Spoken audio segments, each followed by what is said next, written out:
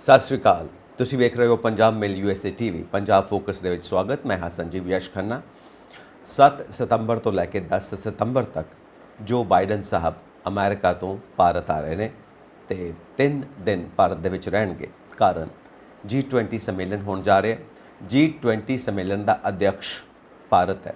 ਇਸ ਕਰਕੇ ਬਾਈਡਨ ਸਾਹਿਬ ਇਸ ਸੰਮੇਲਨ ਨੂੰ ਅਟੈਂਡ ਕਰਨ ਵਾਸਤੇ 3 ਦਿਨ ਭਾਰਤ ਦੇ ਵਿੱਚ ਰਹਿਣਗੇ। ਭਾਰਤ ਦੇ ਮੰਤਰੀਆਂ ਨਾਲ, ਭਾਰਤ ਦੇ ਵੱਖ-ਵੱਖ ਵਿਭਾਗਾਂ ਨਾਲ ਮੁਲਾਕਾਤ ਤਾਂ ਹੋਣੀ ਹੈ ਤੇ ਨਾਲ ਹੀ ਜੋ ਦੂਸਰੇ ਵਿਦੇਸ਼ਾਂ ਤੋਂ ਆਏ ਹੋਣਗੇ ਪ੍ਰਤੀਨਿਧੀ, ਉਹਨਾਂ ਨਾਲ ਵੀ ਮੁਲਾਕਾਤ ਕਰਨੀ ਹੈ ਤੇ ਕੁੱਲ ਜ਼ੋਰ ਦੇਣਾ ਹੈ ਐਨਵਾਇਰਨਮੈਂਟ ਤੇ, ਪਰਿਆਵਰਣ ਤੇ ਨਾਲ ਬੈਂਕਿੰਗ ਪ੍ਰਣਾਲੀ ਤੇ।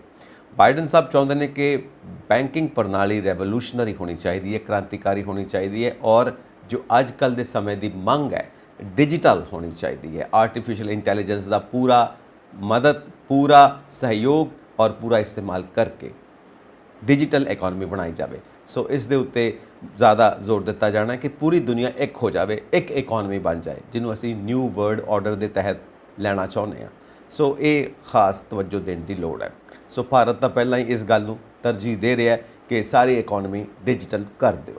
सो उन्हें नवीं परतां की खुलणगियां, नवीं डिवेलपमेंट्स की आउणगियां, ये आउण वाला वक्त दसेगा। फिलहाल चलते हाँ अपने भारत के मुद्दों वाल, अपने पंजाब के मुद्दों वाल। मेरे नाल स्टूडियोज़ दे विच मौजूद ने बलकार सिंह। हाँ जी, संजीव खन्ना जी, जिस तरह तुसीं हुणे दस्सिया कि बाइडन साहब पहुँच रहे हैं इंडिया च, जो इंडिया च आ रहे हैं तो इधरों अपने प्रधानमंत्री साहब भी अफ्रीका जा रहे हैं और उत्थे भी बहुत बड़ा जिहड़ा सम्मेलन आ उहदे विच भाग लै रहे, ब्रिक्स का सम्मेलन च। और वो कहंदे भी ये हुण आ भी अमेरिका तो दौरा ला के आए आ, विजिट करके आए आ और इन्हां दा जिहड़ा आउणा जाना एक दूसरे नाल बिल्कुल बड़ी रवानगी नाल चलदा आ रहा। और आपां G20 की जिहड़ी अध्यक्षता कर रहे हैं, जिहदे विच आपां मेज़बानी कर रहे हैं और उहदे विच सारा कुछ प्राहुणाचारी का मतलब ये है कि असीं संभाल रहे हैं सारिਆਂ ਨੂੰ ਜਿਹੜੇ आ रहे हैं। बहुत वड्डे नेता पहुँच रहे हैं और कुछ तो वीडियो कॉन्फ्रेंस नाल मिलणगे, कोई सीधे तौर पर भी मिल रहे हैं और बाहरले देशों 'ਚ जिन्ने भी देश पहुँचे ने। और सब तो वड्डी फेरी ये हैगी आ अमेरिका के जिहड़े इस वेले प्रेजिडेंट ने बाइडन साहब वो आ रहे हैं। 15 अगस्त ते भी इन्हां वक्त भेजिया सीगा। साडे जिहड़े उन्हां नाल सहचार ने मिलनी है बहुत वधिया हैगी है और साडे जिहड़े प्रवासी भारतीय इन्हां ने ये रोज़ साडे जिहड़े प्रोग्राम देखते ही है और उन्हां विच खास तौर पर असीं अमेरिका दे विच जो चल रही ने गतिविधियां उन्हां नूं असीं इस प्रोग्राम 'ਚ शामिल करते हैं। तो हुण असीं गतिविधियां उन्हां वाल वधदे हां जिहड़ियां गतिविधियां पंजाब विच वापरीਆਂ ने जां पूरे भारत विच, वो मसले साडे दर्शकों की नज़र करने जरूरी। बिल्कुल वो भी करांगे जी और वो भी काफ़ी इंपॉर्टेंट ने। पर पहला जो इंटरनेशनल लैवल पर हो रहा है ਉਹਦੀ ਗੱਲਬਾਤ ਕਰਦੇ ਹਾਂ। ਜੋ ब्रिक्स कंट्रीज़ ਦਾ ਸੰਮੇਲਨ ਹੈ, ਅਫਰੀਕਾ ਪੁੱਜੇ ਨੇ ਕਿਉਂਕਿ ब्रिक्स कंट्रीज़ ਦਾ ਜੋ ਬੇਸਿਕ ਮਤਲਬ ਇਹੀ ਹੈ ਕਿ ਬਿਜ਼ਨਸ ਸਾਰੀ ਦੁਨੀਆ ਦੇ ਵਿੱਚ ਵਪਾਰ ਨੂੰ ਕਿਵੇਂ ਵਾਧਾ ਦਿੱਤਾ ਜਾਵੇ। ਓਪਨ ਮਾਰਕੀਟ ਇਕਨੋਮੀ ਨੂੰ ਤਰਜੀਹ ਦਿੰਦੇ ਨੇ ਔਰ ਹਰ ਦੇਸ਼ ਦੇ ਵਿੱਚ ਹਰ ਕਿਸੇ ਦੂਸਰੇ ਦੇਸ਼ ਦੀ ਕੰਪਨੀ ਨੂੰ ਫ੍ਰੀ ਖੇਡਣ ਦੀ ਇਜਾਜ਼ਤ ਹੋਵੇ ਔਰ ਲਾਇਸੈਂਸ ਪ੍ਰਣਾਲੀ ਬਿਲਕੁਲ ਸੁਖਾਲੀ ਹੋਵੇ, ਟੈਕਸ ਸਿਸਟਮ ਬਿਲਕੁਲ ਡਾਊਨ ਹੋਵੇ ਔਰ ਬਿਲਕੁਲ ਕੰਸੀਡਰੇਬਲ ਹੋਵੇ। ਇਹ ਨਹੀਂ ਕਿ ਟੈਕਸ ਬਹੁਤ ਜ਼ਿਆਦਾ ਨੇ, ਕਿਉਂਕਿ ਟਰੰਪ ਸਾਹਿਬ ਨੇ ਜਿਵੇਂ ਅਮਰੀਕਾ ਵੱਲੋਂ ਧਮਕੀ ਦਿੱਤੀ ਹੈ ਭਾਰਤ ਨੂੰ ਕਿ ਤੁਹਾਡੇ ਟੈਕਸ ਬਹੁਤ ਹਾਈ ਨੇ ਔਰ ਫਿਊਚਰ ਦੇ ਵਿੱਚ ਜਦੋਂ ਮੈਂ ਪ੍ਰੈਜ਼ੀਡੈਂਟ ਆਫ ਅਮਰੀਕਾ ਬਣਾਂਗਾ ਅਗਰ 2024 ਦੇ ਵਿੱਚ ਤਾਂ ਮੈਂ ਭਾਰਤ ਤੋਂ ਉਨੇ ਟੈਕਸ ਲਵਾਂਗਾ ਜਿੰਨਾ ਮੈਨੂੰ ਭਾਰਤ ਨੂੰ ਦੇਣੇ ਪੈਂਦੇ ਨੇ। ਸੋ ਟੈਕਸਿਸ ਦੀ ਜੋ ਰੇਟ ਆਫ ਇੰਟਰਸਟ ਆ ਉਹ ਵੀ ਘੱਟ ਹੋਵੇ, ਟੈਕਸਿਸ ਵੀ ਘੱਟ ਹੋਣ। ਸੋ ਇਹ ਸਭ ਚੀਜ਼ਾਂ ਬ੍ਰਿਕਸ ਸੰਮੇਲਨ ਦੇ ਵਿੱਚ ਹੋਣੀਆਂ ਨੇ ਤਾਂ ਹੀ ਵਪਾਰ ਨੂੰ ਵਾਧਾ ਮਿਲ ਸਕਦਾ ਹੈ। ਇਹ ਸਭ ਗੱਲਾਂ ਉਹ ਕਰਦੇ ਨੇ। ਨਾਲ ਅਸੀਂ ਜੋ ਟੈਕਨੋਲੋਜੀ ਦੀ ਗੱਲ ਕੀਤੀ ਹੈ ਉਹ ਵੀ ਬਹੁਤ ਜ਼ਿਆਦਾ ਜ਼ਰੂਰੀ ਹੈ ਕਿਉਂਕਿ ਅੱਜ ਦੀ ਦੁਨੀਆ ਦੇ ਵਿੱਚ ਟੈਕਨੋਲੋਜੀ ਬਹੁਤ ਇੰਪੋਰਟੈਂਟ ਇੰਨੀ ਹੋ ਚੁੱਕੀ ਹੈ ਕਿ ਇੱਕ ਇਹਦੀ ਦੂਸਰੀ ਇਕਨੋਮੀ ਖੜੀ ਆ। ਔਰ ਨਾਲ ਅਸੀਂ ਗੱਲ ਕਰਾਂਗੇ ਜਿਹੜਾ ਚੰਦਰਯਾਨ ਦਾ ਇਤਿਹਾਸ ਹੈ ਕਿਉਂਕਿ ਚੰਦਰਯਾਨ ਨੂੰ ਜਦੋਂ ਮੈਂ ਡਿਸਕਸ ਕਰਦਾ ਤਾਂ ਮੈਂ ਇਹਨੂੰ ਇੱਕ ਦੂਸਰਾ ਨਜ਼ਰੀਆ ਵੀ ਦੇਖਦਾ ਹਾਂ ਟੈਕਨੀਕਲ ਤੋਂ ਇਲਾਵਾ। ਜੋ ਸਪੇਸ ਇਕਨੋਮੀ ਹੈ ਤਕਰੀਬਨ $500 ਬਿਲੀਅਨ ਤੋਂ ਉੱਤੇ ਦੀ ਸਪੇਸ ਇਕਨੋਮੀ ਹੈ ਜੋ ਇਹ दूसरा क्वार्टर खत्म होया है सन 2023 का।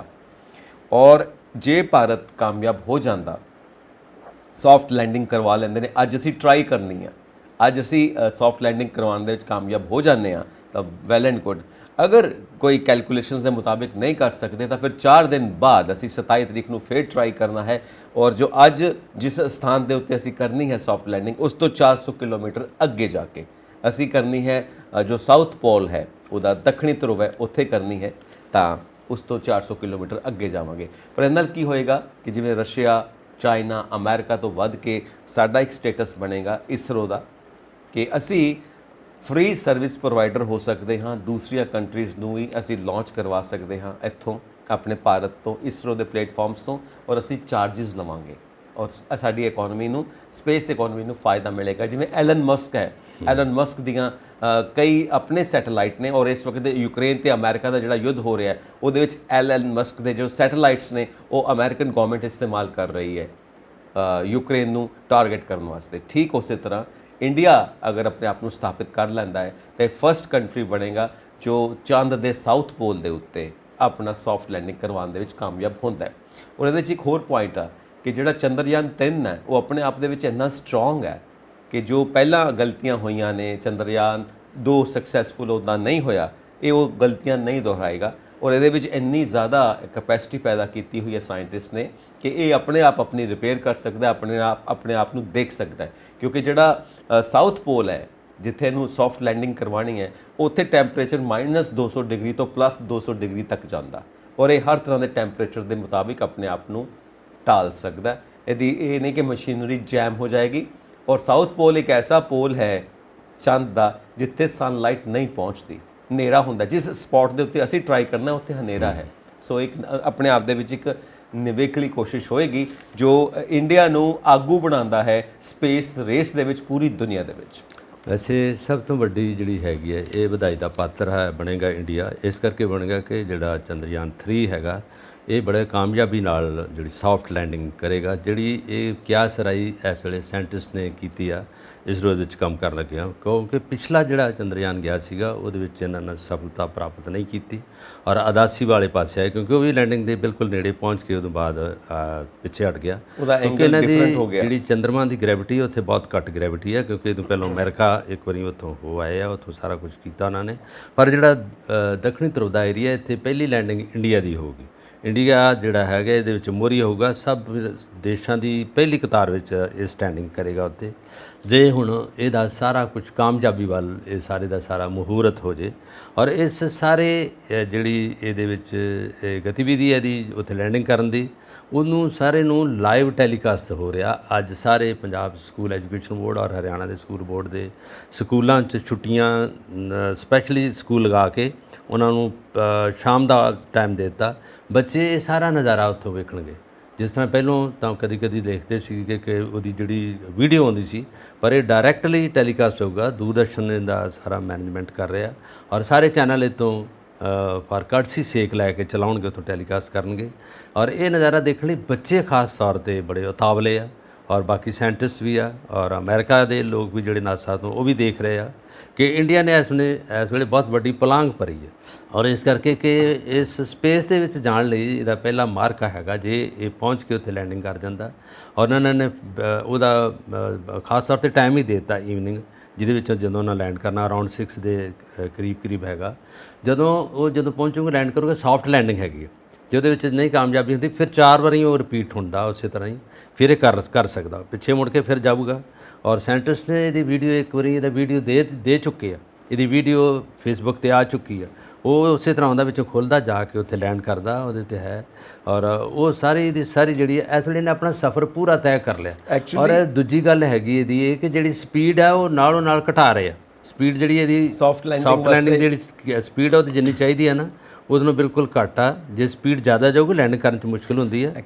ਔਰ ਇਹਦੇ ਕੰਟਰੋਲ ਲਈ ਦੂਜੀ ਗੱਲ ਹੋਰ ਹੈਗੀ ਹੈ, ਇਹਦੇ 'ਚ ਜਿਹੜੀ ਫੋਟੋਗ੍ਰਾਫੀ ਹੈਗੀ, ਜਿਹੜੇ ਉੱਥੇ ਉਹਨਾਂ ਦੇ ਆਟੋਮੈਟਿਕ ਕੈਮਰੇ ਲੱਗੇ ਆ, ਫੋਟੋਗ੍ਰਾਫੀ ਦੇ ਨਾਲ ਉਹ ਸਾਰੇ ਜਿਹੜੇ ਸਨੈਪਸ ਆ ਰਹੀਆਂ ਇੱਥੇ ਉਹਦੇ ਫੇਸਬੁੱਕ 'ਤੇ ਉਹਨਾਂ ਨੇ ਜ਼ਾਹਰ ਕਰ ਦਿੱਤੀਆਂ। ਪਹਿਲੋਂ ਜਿਹੜੇ ਸਨੈਪਸ ਆ ਰਹੀਆਂ ਉਹ ਫੋਟੋਗ੍ਰਾਫ ਉਹ ਕਰ ਰਿਹਾ, ਉਹਨੂੰ ਕੈਪਚਰ ਕਰਨ ਲਈ ਜਿਹੜਾ ਹੈਗਾ ਸਾਰਾ ਹੀ ਸੈਟੇਲਾਈਟ ਦੇ ਥਰੂ ਦੂਰਦਰਸ਼ਨ ਨੇ ਮੈਨੇਜ ਕਰਕੇ ਉਹਦੇ ਤੋਂ ਨੈਸ਼ਨਲ ਟੈਲੀਕਾਸਟ ਹੋ ਰਿਹਾ ਔਰ ਉਹਦੇ 'ਤੇ ਸਾਰੇ ਜਿਹੜੇ ਕੇਂਦਰ ਦੇਖ ਰਹੇ। ਇਹ ਵੀ ਬਹੁਤ ਵੱਡੀ ਮਾਰਕੇ ਦੀ ਗੱਲ ਹੈ ਕਿ ਅਸੀਂ ਸਿਰਫ ਪਹਿਲਾਂ ਪ੍ਰਿੰਟ ਮੀਡੀਆ 'ਤੇ ਖਬਰਾਂ ਹੀ ਪੜ੍ਹਦੇ ਸੀਗੇ ਵੀ ਲੈਂਡਿੰਗ ਹੋ ਰਹੀ ਹੈ, ਜਾ ਰਿਹਾ ਜੀ, ਸਾਡੇ ਇਮੈਜੀਨੇਸ਼ਨ 'ਚ ਆਉਂਦੀ, ਸਾਡੀ ਕਲਪਨਾ 'ਚ ਆਉਂਦੀ। Now you can see the direct telecast from Doordarshan national, ਇਹਦੇ ਤੋਂ ਸਾਰੇ ਦਾ ਸਾਰਾ ਦੇਖਿਆ ਜਾ ਸਕਦਾ। ਐਕਚੁਅਲੀ ਕੀ ਹੈ ਕਿ ਵਿਕਰਮ ਜੋ ਸਥਾਪਿਤ ਕਰਨਾ ਹੈ ਉਹਨੇ ਲੈਂਡ ਕਰਨਾ ਔਰ ਉਹ ਇੱਕ ਤਰ੍ਹਾਂ ਨਾਲ ਟਰਾਂਸਫਾਰਮਰ ਵਾਕਨ ਉੱਤੇ ਸਥਾਪਿਤ ਹੋ ਜਾਏਗਾ। ਫਿਰ ਉਹਦਾ ਦਰਵਾਜ਼ਾ ਖੁੱਲੇਗਾ, ਉਹਦੇ ਵਿੱਚੋਂ ਛੋਟਾ ਇਕਵਿਪਮੈਂਟ ਨਿਕਲੇਗਾ ਜੋ ਰੋਵਰ ਹੈ ਜੋ ਉਹਨੇ ਘੁੰਮਣਾ ਹੈ, ਦਿਖਾ ਰਹੇ ਆ ਵੀਡੀਓ 'ਚ। ਤਾਂ ਉਹ ਸਿਗਨਲ ਭੇਜੇਗਾ ਵਿਕਰਮ ਨੂੰ ਜਿਹੜਾ ਸਥਾਪਿਤ ਹੋ ਗਿਆ ਉੱਤੇ ਪੋਲ ਬਣ ਕੇ, ਔਰ ਵਿਕਰਮ ਧਰਤੀ ਦੇ ਉੱਤੇ ਸਾਰੇ ਸਿਗਨਲ ਭੇਜੇਗਾ। ਹੁਣ ਉੱਥੇ ਗ੍ਰੈਵਿਟੀ ਨਹੀਂ ਹੈ, ਇਹ ਇੱਕ ਬੜੀ ਮੁਸ਼ਕਿਲ ਹੈ Gravity ਕਿਉਂਕਿ ਘੱਟ। ਇਹ ਚਾਹੁੰਦੇ ਨੇ ਕਿ ਉੱਥੇ ਕਲੋਨੀ ਵਸਾਈ ਜਾਏ, ਪਰਮਾਨੈਂਟ ਇਨਫਰਾਸਟ੍ਰਕਚਰ ਬਣਾਇਆ ਜਾਏ, ਪਰ ਲੋਕ ਤਾਂ ਉੱਥੇ ਹਵਾ ਚ ਉੱਡਣਗੇ ਕਿਉਂਕਿ ਗ੍ਰੈਵਿਟੀ ਹੈ ਨਹੀਂ।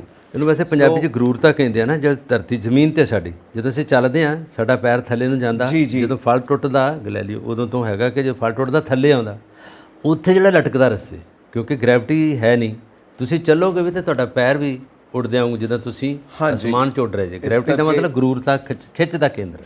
ਇਸ ਕਰਕੇ ਉੱਥੇ ਇਨਫਰਾਸਟ੍ਰਕਚਰ ਬਣਾਉਣਾ ਫਿਲਹਾਲ ਪੋਸੀਬਲ ਨਹੀਂ ਹੈ। ਬਾਕੀ ਉੱਥੇ ਕਹਿੰਦੇ ਨੇ ਕਿ ਵਾਟਰ ਕੰਟੈਂਟ ਮਿਲੇ ਨੇ, ਕੋਈ ਹੋਰ ਖਣਿਜ ਪਦਾਰਥ ਮਿਲੇ ਨੇ ਜਿੱਥੋਂ ਇਲੈਕਟ੍ਰਿਸਿਟੀ ਅਸੀਂ ਜਨਰੇਟ ਕਰ ਸਕਦੇ ਹਾਂ। ਉੱਥੋਂ ਦੀ ਮਿੱਟੀ ਦੇ ਨਮੂਨੇ ਸਾਡੀ ਮਿੱਟੀ ਨਾਲ ਕਿਵੇਂ ਮੈਚ ਕਰਦੇ ਨੇ, ਉੱਥੇ ਅਸੀਂ ਕਿੱਦਾਂ ਕੋਈ ਖੇਤੀ ਕਰ ਸਕਦੇ ਹਾਂ, ਕੋਈ ਦਰਖਤ ਉਗਾ ਸਕਦੇ, ਇਹ तमाम ਗੱਲਾਂ ਹੋਣੀਆਂ ਨੇ। ਇਹ ਤਾਂ ਜੇ ਬਾਅਦ ਦੀਆਂ ਗੱਲਾਂ ਨਾ, ਅਜੇ ਪਹੁੰਚਣ ਤੋਂ ਬਾਅਦ ਜੇ ਸਾਇੰਟਿਸਟ ਵੇਖਣਗੇ, ਜੇ ਬੰਦੇ ਜਾਣਗੇ ਸਾਰਾ ਕੁਝ। ਜਿੱਦਾਂ ਮੰਗਲ ਗ੍ਰਹਿ ਦਾ ਇਹਨਾਂ ਨੇ ਕੀਤਾ ਨਾ, ਕਲੋਨੀ ਬਣਾਉਣ ਲਈ ਸੀ, ਉੱਥੇ ਲੋਕਾਂ ਦੇ ਲਈ ਇਹਨਾਂ ਨੇ ਜਗ੍ਹਾ ਵੀ ਬੁੱਕ ਕਰਵਾਤੀ ਸੀ, ਬੜਾ ਕੁਝ ਹੈ। ਨਾਓ ਇਜ਼ ਨਾਟ ਸਕਸੈਸਫੁਲ, ਅਜੇ ਤੱਕ ਕੋਈ ਕੁਝ ਨਹੀਂ ਹੋਇਆ। ਕਈ ਵਾਰੀ ਜਿਹੜੀਆਂ ਨਿਊਜ਼ ਜਿਹੜੀਆਂ ਨੇ ਇੰਜ ਵੀ ਆ ਜਾਂਦੀਆਂ ਜਿਹੜੀਆਂ ਲੋਕਾਂ ਨੂੰ ਥੋੜਾ ਜਿਹਾ ਗੁੰਮਰਾਹ ਵੀ ਕਰਦੀਆਂ। ਨਹੀਂ, ਇਹ ਨਿਊਜ਼ ਨਹੀਂ ਹੈ, ਇਹ ਸਾਇੰਟਿਸਟ ਨੇ ਨਾ ਐਕਚੁਅਲੀ ਇਹ ਸੋਚਿਆ ਹੋਇਆ ਕਿ ਇਹਨੂੰ ਸੈਕੰਡ ਧਰਤੀ ਦੇ ਰੂਪ ਦੇ ਵਿੱਚ ਤਿਆਰ ਕਰਨਾ ਹੈ। ਸੋਚਿਆ ਹੋਇਆ ਹੈਗਾ ਪਰ ਨਾਟ ਪ੍ਰੈਕਟੀਕਲ ਅਜੇ ਤੱਕ ਫਾਈਨਲ ਨਹੀਂ ਕੁਝ। ਉਹਦੇ ਉੱਤੇ ਸੋਚਣ ਦਾ ਮਤਲਬ ਇਹ ਹੈਗਾ ਕਿ ਜਿਹੜੇ ਲੋਕ ਜਦੋਂ ਖਬਰ ਸੁਣਦੇ ਆ ਉਹਨੂੰ ਜ਼ਾਹਰ ਵੀ ਬੜੇ ਤਰੀਕੇ ਨਾਲ ਕਰ ਦਿੰਦੇ ਆ। ਹੁਣ ਮੰਗਲ ਤੱਕ ਅਜੇ ਤੱਕ ਕੋਈ ਗੱਲ ਨਹੀਂ ਹੋਈ, ਅਜੇ ਤੱਕ ਇਹ ਪਹੁੰਚ ਰਹੇ ਨੇ। ਪਹੁੰਚਣ ਤੋਂ ਬਾਅਦ ਅਜੇ ਸਾਇੰਟਿਸਟਾਂ ਨੇ ਉਹਨੂੰ ਫਾਈਨਲ ਕਰਨਾ, ਫਿਰ ਜਿਹੜੇ ਆ ਮਨੁੱਖੀ ਜਿਹੜੇ ਸਰੀਰ ਉਹ ਵੀ ਜਾਣਗੇ ਉੱਥੇ, ਸਾਰਾ ਕੁਝ ਹੋਣ ਤੋਂ ਬਾਅਦ ਅਜੇ ਹੋਗਾ। ਅਜੇ ਤਾਂ ਇਹਨਾਂ ਦੀ ਪਹਿਲੀ ਦੌੜ ਆ, ਉਸ ਦੌੜ ਤੋਂ ਜੋ ਟਾਰਗੇਟ ਇਹ ਹੈ ਔਰ ਇਸ ਟਾਰਗੇਟ ਨੂੰ ਸਾਹਮਣੇ ਰੱਖ ਕੇ ਫਿਊਚਰ ਪਲਾਨਿੰਗ ਹੈ। ਹਾਂ, ਇਸ ਟਾਰਗੇਟ ਨੂੰ ਸਾਹਮਣੇ ਰੱਖ ਕੇ ਇਹਨਾਂ ਨੇ ਸਾਰੇ ਤਜਰਬੇ ਕਰਨੇ ਨੇ। ਹਾਂ। ਸੋ ਆਪਾਂ ਅੱਗੇ ਵਧਦੇ ਹਾਂ ਜੀ। ਅੱਗੇ ਇਹ ਹੈ ਜੀ ਕਿ 2020 ਦੀਆਂ ਚੋਣਾਂ ਵਿੱਚ ਜੋ ਦੋਸ਼ ਲੱਗੇ ਨੇ ਡੋਨਲਡ ਟਰੰਪ ਤੇ ਜਾਰਜੀਆ ਵਿੱਚ ਹੋ ਸਕਦਾ ਕਿ ਉਹਨਾਂ ਦੀ ਗ੍ਰਿਫਤਾਰੀ ਸੰਭਵ ਹੈ। ਸੋ ਇਹ ਸਭ ਗੱਲਾਂ ਚੱਲਦੀਆਂ ਪਈਆਂ ਨੇ। ਵੈਸੇ ਡੋਨਲਡ ਟਰੰਪ ਕਿਸੇ ਨਾ ਕਿਸੇ ਗੱਲ ਕਰਕੇ ਹਮੇਸ਼ਾ ਨਿਊਜ਼ 'ਚ ਰਹਿੰਦੇ ਨੇ। ਇਹ 2020 ਦੇ ਵਿੱਚ ਜੋ ਚੋਣਾਂ ਦੇ ਰਿਜ਼ਲਟ ਪਲਟਣ ਦਾ ਉਹਨਾਂ ਦੇ ਉੱਤੇ ਲੱਗਾ ਹੈ ਇਲਜ਼ਾਮ ਹੈ। ਥੋੜੇ ਦਿਨ ਪਹਿਲਾਂ ਹੀ ਚੌਥਾ ਕੇਸ ਫਾਈਲ ਹੋਇਆ ਹੈ, ਤਾਂ ਇਹ ਸੰਭਵ ਹੈ ਕਿ ਗ੍ਰਿਫਤਾਰੀ ਹੋ ਜਾਵੇ ਜਾਰਜੀਆ ਦੇ ਵਿੱਚ। ਵੈਸੇ ਜਿਹੜਾ ਵੀ ਟਰੰਪ ਤੇ ਜਿਹੜਾ ਨਾ ਕੇਸ ਤੇ ਕੇਸ ਜਿਹੜਾ ਹੈਗਾ, ਜਾਂ ਤਰੀਕ ਤੇ ਤਰੀਕ, ਜਿੱਦਾਂ ਆਪਣੇ ਡਾਇਲਾਗ ਫਿਲਮਾਂ ਦੇ ਹੈਗੇ ਉਹੀ ਹੈਗੇ ਆ। ਕਿਉਂਕਿ ਹੁਣ ਇਹਨਾਂ ਨੇ ਕਹਿਤਾ ਕਿ ਮੇਰੀ ਗ੍ਰਿਫਤਾਰੀ ਜਿਹੜੀ ਜਾਰਜੀਆ 'ਚ ਹੋਊਗੀ। 2020 ਦੀਆਂ ਇਲੈਕਸ਼ਨ ਜਿਹੜੀਆਂ ਹੋਈਆਂ ਉਹਦੇ ਵਿੱਚ ਉਹਨਾਂ ਨੂੰ ਪਲਟਾਉਣ ਲਈ, ਉਹਦੇ ਵਿੱਚ ਆਪ ਜੇਤੂ ਹੋਣ ਦਾ ਕਰਾਰ ਦੇਣ ਦਾ ਜਿਹੜਾ ਦੋਸ਼ ਮੜਿਆ ਗਿਆ ਨਾ, ਤੇ ਉਹਦੇ ਅਕੋਰਡਿੰਗ ਉਹ ਵੈਸੇ ਸਾਫ਼ ਇਹਨਾਂ ਦੇ ਅਗੇਂਸਟ ਆ ਗਿਆ। ਔਰ ਇਹਨਾਂ ਨੇ ਕਹਿਤਾ ਕਿ ਤੁਹਾਨੂੰ ਯਕੀਨ ਹੈ ਜੇਕਰ ਮੈਂ ਉੱਥੇ ਗ੍ਰਿਫਤਾਰੀ ਦੇਵਾਂ। ਔਰ 2020 ਦਾ ਇਹ ਮੁੱਦਾ ਲਮਕਦਾ ਆ ਰਿਹਾ ਸੀਗਾ। ਹੁਣ ਉੱਥੋਂ ਦੀ ਜੁਡੀਸ਼ਰੀ ਨੇ ਕਹਿਤਾ ਕਿ ਅਸੀਂ ਇਹਨੂੰ ਕੈਪਚਰ ਕਰਾਂਗੇ। ਇਹਨੇ ਆਪ ਸਰੈਂਡਰ ਕਰਨਾ ਪੈ ਰਿਹਾ ਇਹਨੂੰ। ਅਟਲਾਂਟਾ ਜਿਹੜਾ ਜਾਰਜੀਆ ਦਾ ਸੂਬਾ ਹੈਗਾ ਉਹਦੇ ਵਿੱਚ ਹੀ ਕਰ ਰਹੇ ਆ। ਔਰ ਜਦੋਂ ਇਲੈਕਸ਼ਨ ਦਾ ਜਿਹੜਾ ਮੁੱਦਾ ਫਿਰ ਵੀ ਇਹ ਕਰ ਰਿਹਾ ਰਿਪਬਲਿਕਨ ਪਾਰਟੀ 'ਚੋਂ, ਉੱਥੇ ਸਟੈਂਡ ਕਰ ਰਹੇ ਆ, ਕਹਿੰਦੇ ਮੈਂ ਇਹਦੇ ਤੋਂ ਹੀ ਇਲੈਕਸ਼ਨ ਲੜਨੀ ਹੈ। ਆਉਣ ਵਾਲੇ ਸਮੇਂ 'ਚ ਮੈਂ ਕੈਂਡੀਡੇਟ ਹੋਊਂਗਾ, 100 ਵਾਰੀ ਮੇਰੇ ਤੇ ਦੋਸ਼ ਮੜੇ ਜਾਣ। ਇਹ ਇੰਡੀਆ ਵਾਂਗੂ ਹੀ ਹੈਗਾ, ਜੇ ਇੱਥੇ ਜੇਲ੍ਹ 'ਚ ਬੈਠਾ ਬੰਦਾ ਹੈਗਾ ਤਾਂ ਇਲੈਕਸ਼ਨ ਦਾ ਉਮੀਦਵਾਰ ਬਣ ਜਾਂਦਾ। ਅਮਰੀਕਾ 'ਚ ਵੀ ਇਹੀ ਹੈਗਾ, ਕਿਉਂਕਿ ਉੱਥੇ ਪ੍ਰੈਜ਼ੀਡੈਂਸ਼ੀਅਲ ਗੌਰਮੈਂਟ ਹੈਗੀ ਆ, ਸਾਡੇ ਜਿਹੜੀ ਹੈਗੀ ਫੈਡਰਲ, ਸਾਡੇ 'ਚ ਇਹ ਹੈਗੀ, ਪਰ ਕਾਨੂੰਨ ਇੱਕ ਤਰ੍ਹਾਂ ਦਾ ਹੈਗਾ। ਉੱਥੇ ਜਿਹੜੇ ਆ ਫੈਸਲੇ ਕੁਇੱਕ ਹੋ ਜਾਂਦੇ ਪ੍ਰੈਜ਼ੀਡੈਂਟ ਦੇ ਰਾਹੀਂ, ਜੋ ਪ੍ਰੈਜ਼ੀਡੈਂਟ ਨੇ ਬੋਲਿਆ ਸਾਰਾ ਕੁਝ ਓਕੇ ਆ। ਇੱਥੇ ਜਿਹੜਾ ਪ੍ਰੈਜ਼ੀਡੈਂਟ ਸਾਡਾ ਬੋਲੂਗਾ ਉਹ ਓਕੇ ਨਹੀਂ ਹੈਗਾ, ਜੋ ਪ੍ਰਧਾਨ ਮੰਤਰੀ ਨੇ ਕਹਿਤਾ ਉਹੀ ਕਾਨੂੰਨ ਆ, ਉਹੀ ਸਾਰਾ ਕੁਝ ਹੈਗਾ। ਰਾਸ਼ਟਰਪਤੀ ਜੇ ਸਾਈਨ ਕਰਦਾ ਤਾਂ ਫਿਰ ਕਾਨੂੰਨ ਬਣਦਾ, ਜਿਸ ਦਾ ਆਰਡੀਨੈਂਸ ਦਿੱਲੀ ਦਾ ਹੋਇਆ। ਹੁਣ ਇਸੇ ਕਿਸੇ ਦੇ ਵਿੱਚ ਘੁੰਮਦੀ ਗੱਲ ਜਿਹੜੀ ਆ ਟਰੰਪ ਦੇ ਪੁਰਾ ਫਿਰ ਉਹ ਮੱਘ ਗਿਆ ਕੰਮ। ਹੁਣ ਇਹ ਉਸ ਕੰਮ ਦੇ ਵਿੱਚ ਗ੍ਰਿਫਤਾਰੀ ਦੇਣੀ ਪੈਣੀ ਇਹਨਾਂ ਨੂੰ। ਪਹਿਲਾਂ ਵੀ ਗ੍ਰਿਫਤਾਰ ਰਹੇ ਆ, ਪਹਿਲੇ ਵਿੱਚ ਵੀ ਜਦੋਂ ਇਹਨਾਂ ਨੇ ਜਿਹੜੀ ਉੱਥੇ ਐਡਮਿਨਿਸਟ੍ਰੇਸ਼ਨ ਦੇ ਕਾਗਜ਼ ਪਾੜੇ ਆ, ਜਿਹੜਾ ਉੱਥੇ ਵਾਸ਼ਰੂਮ 'ਚ ਸੁੱਟ ਦਿੱਤੇ ਕਾਗਜ਼, ਬੱਚੋਂ ਫੜੇ ਵੀ ਗਏ, ਸਾਰਾ ਕੁਝ ਹੋਇਆ ਉਹ। ਔਰ ਕਈ ਤਰ੍ਹਾਂ ਦੇ ਵੈਪਨ ਵੀ ਇਹਨਾਂ ਕੋਲ ਬਰਾਮਦ ਹੋਏ ਆ, ਉਹ ਵੀ ਚੀਜ਼ਾਂ ਫੜੀਆਂ ਗਈਆਂ। ਉਹ ਸਾਰਾ ਰਫਾ ਦਫਾ ਹੋਣ ਤੋਂ ਬਾਅਦ ਹੁਣ ਚੌਥਾ ਕੇਸ ਆ ਗਿਆ। ਇਸ ਕੇਸ ਦੇ ਵਿੱਚ ਇਹ ਵੀ ਹੈਗਾ, ਕੁਝ ਤਾਂ ਜਿਹੜੇ ਸੂਝਵਾਨ ਜਾਂ ਜਿਹੜੇ ਚਿੰਤਕ ਲੋਕ ਨੇ ਕਹਿੰਦੇ ਆ ਇਲੈਕਸ਼ਨ ਦਾ ਹੀ ਹੈਗਾ, ਜਿਸ ਤਰ੍ਹਾਂ ਇੰਡੀਆ 'ਚ ਹੁੰਦਾ ਇਲੈਕਸ਼ਨ 'ਚ। ਪਰ ਥੋੜ੍ਹੇ ਦੇਰ ਤੋਂ ਪਹਿਲੋਂ ਇਹ ਰੌਲਾ ਇਹਨਾਂ ਦਾ ਬਹੁਤ ਵੀ ਰਿਹਾ। ਹੁਣ ਜਿਹੜਾ ਬਰਾਕ ਓਬਾਮਾ ਦੀ ਵਾਈਫ ਆ ਉਹ ਵੀ ਕੈਂਡੀਡੇਟ ਬਣ ਰਹੀ ਆ, ਅਤੇ ਜੇ ਇਹ ਕੈਂਡੀਡੇਟ ਬਣ ਰਹੇ ਉਹ ਡੈਮੋਕ੍ਰੈਟਿਕ ਪਾਰਟੀ ਤੋਂ ਹੀ ਆ, ਇਹ ਰਿਪਬਲਿਕਨ ਪਾਰਟੀ ਦੇ ਆ। ਇਹ ਤਿੰਨ ਜਿਹੜੇ ਮੁੱਖ ਜਿਹੜੇ ਬੰਦੇ ਨੇ ਜਾਂ ਸ਼ਖਸੀਅਤਾਂ ਇਹ ਅੱਗੇ ਇਲੈਕਸ਼ਨ 'ਚ ਆ ਰਹੀਆਂ। ਬੇਸਿਕਲੀ ਜਿਹੜਾ ਰੌਲਾ ਰੱਪਾ ਜਾਂ ਮਾਰਤਾੜ ਜਾਂ ਜੋ ਕੁਛ ਕੇਸ ਹੁੰਦੇ ਆ ਇਲੈਕਸ਼ਨ ਦਾ ਹੀ ਹੈਗਾ। ਪਹਿਲਾਂ ਚੁੱਪ ਰਹੇ ਆ, ਟਰੰਪ ਵੀ ਸੁੱਤਾ ਰਿਹਾ, ਐਡਮਨ ਜੇ ਸੰਭਾਲਣ ਵਾਲੇ ਵਾਈਟ ਹਾਊਸ ਦੇ ਜਿਹੜੇ ਕਾਰਜਕਾਰੀ ਜੇ ਕਰ ਰਹੇ ਨੇ ਬਾਈਡਨ ਸਾਹਿਬ, ਉਹ ਵੀ ਚੁੱਪ ਰਹੇ।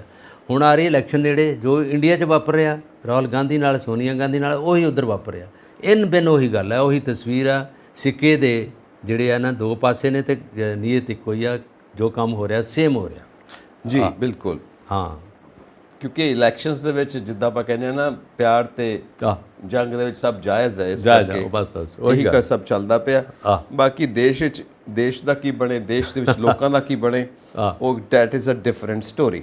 ਸੋ ਇੱਕ ਸਟੋਰੀ ਇਹ ਨਵੀਂ ਆਈ ਹੈ ਜੀ, ਤਹੱਵੁਰ ਰਾਣਾ ਭਾਰਤ ਦੇ ਨੇ, ਗਏ ਹੋਏ ਨੇ ਅਮਰੀਕਾ। ਉਹਨਾਂ ਨੇ ਜਿਹਨੂੰ ਕਹਿੰਦੇ ਸ਼ਰਨ ਲਿੱਤੀ ਹੋਈ ਹੈ, ਪੋਲੀਟੀਕਲ ਸ਼ਰਨ ਲਿੱਤੀ ਹੋਈ ਹੈ।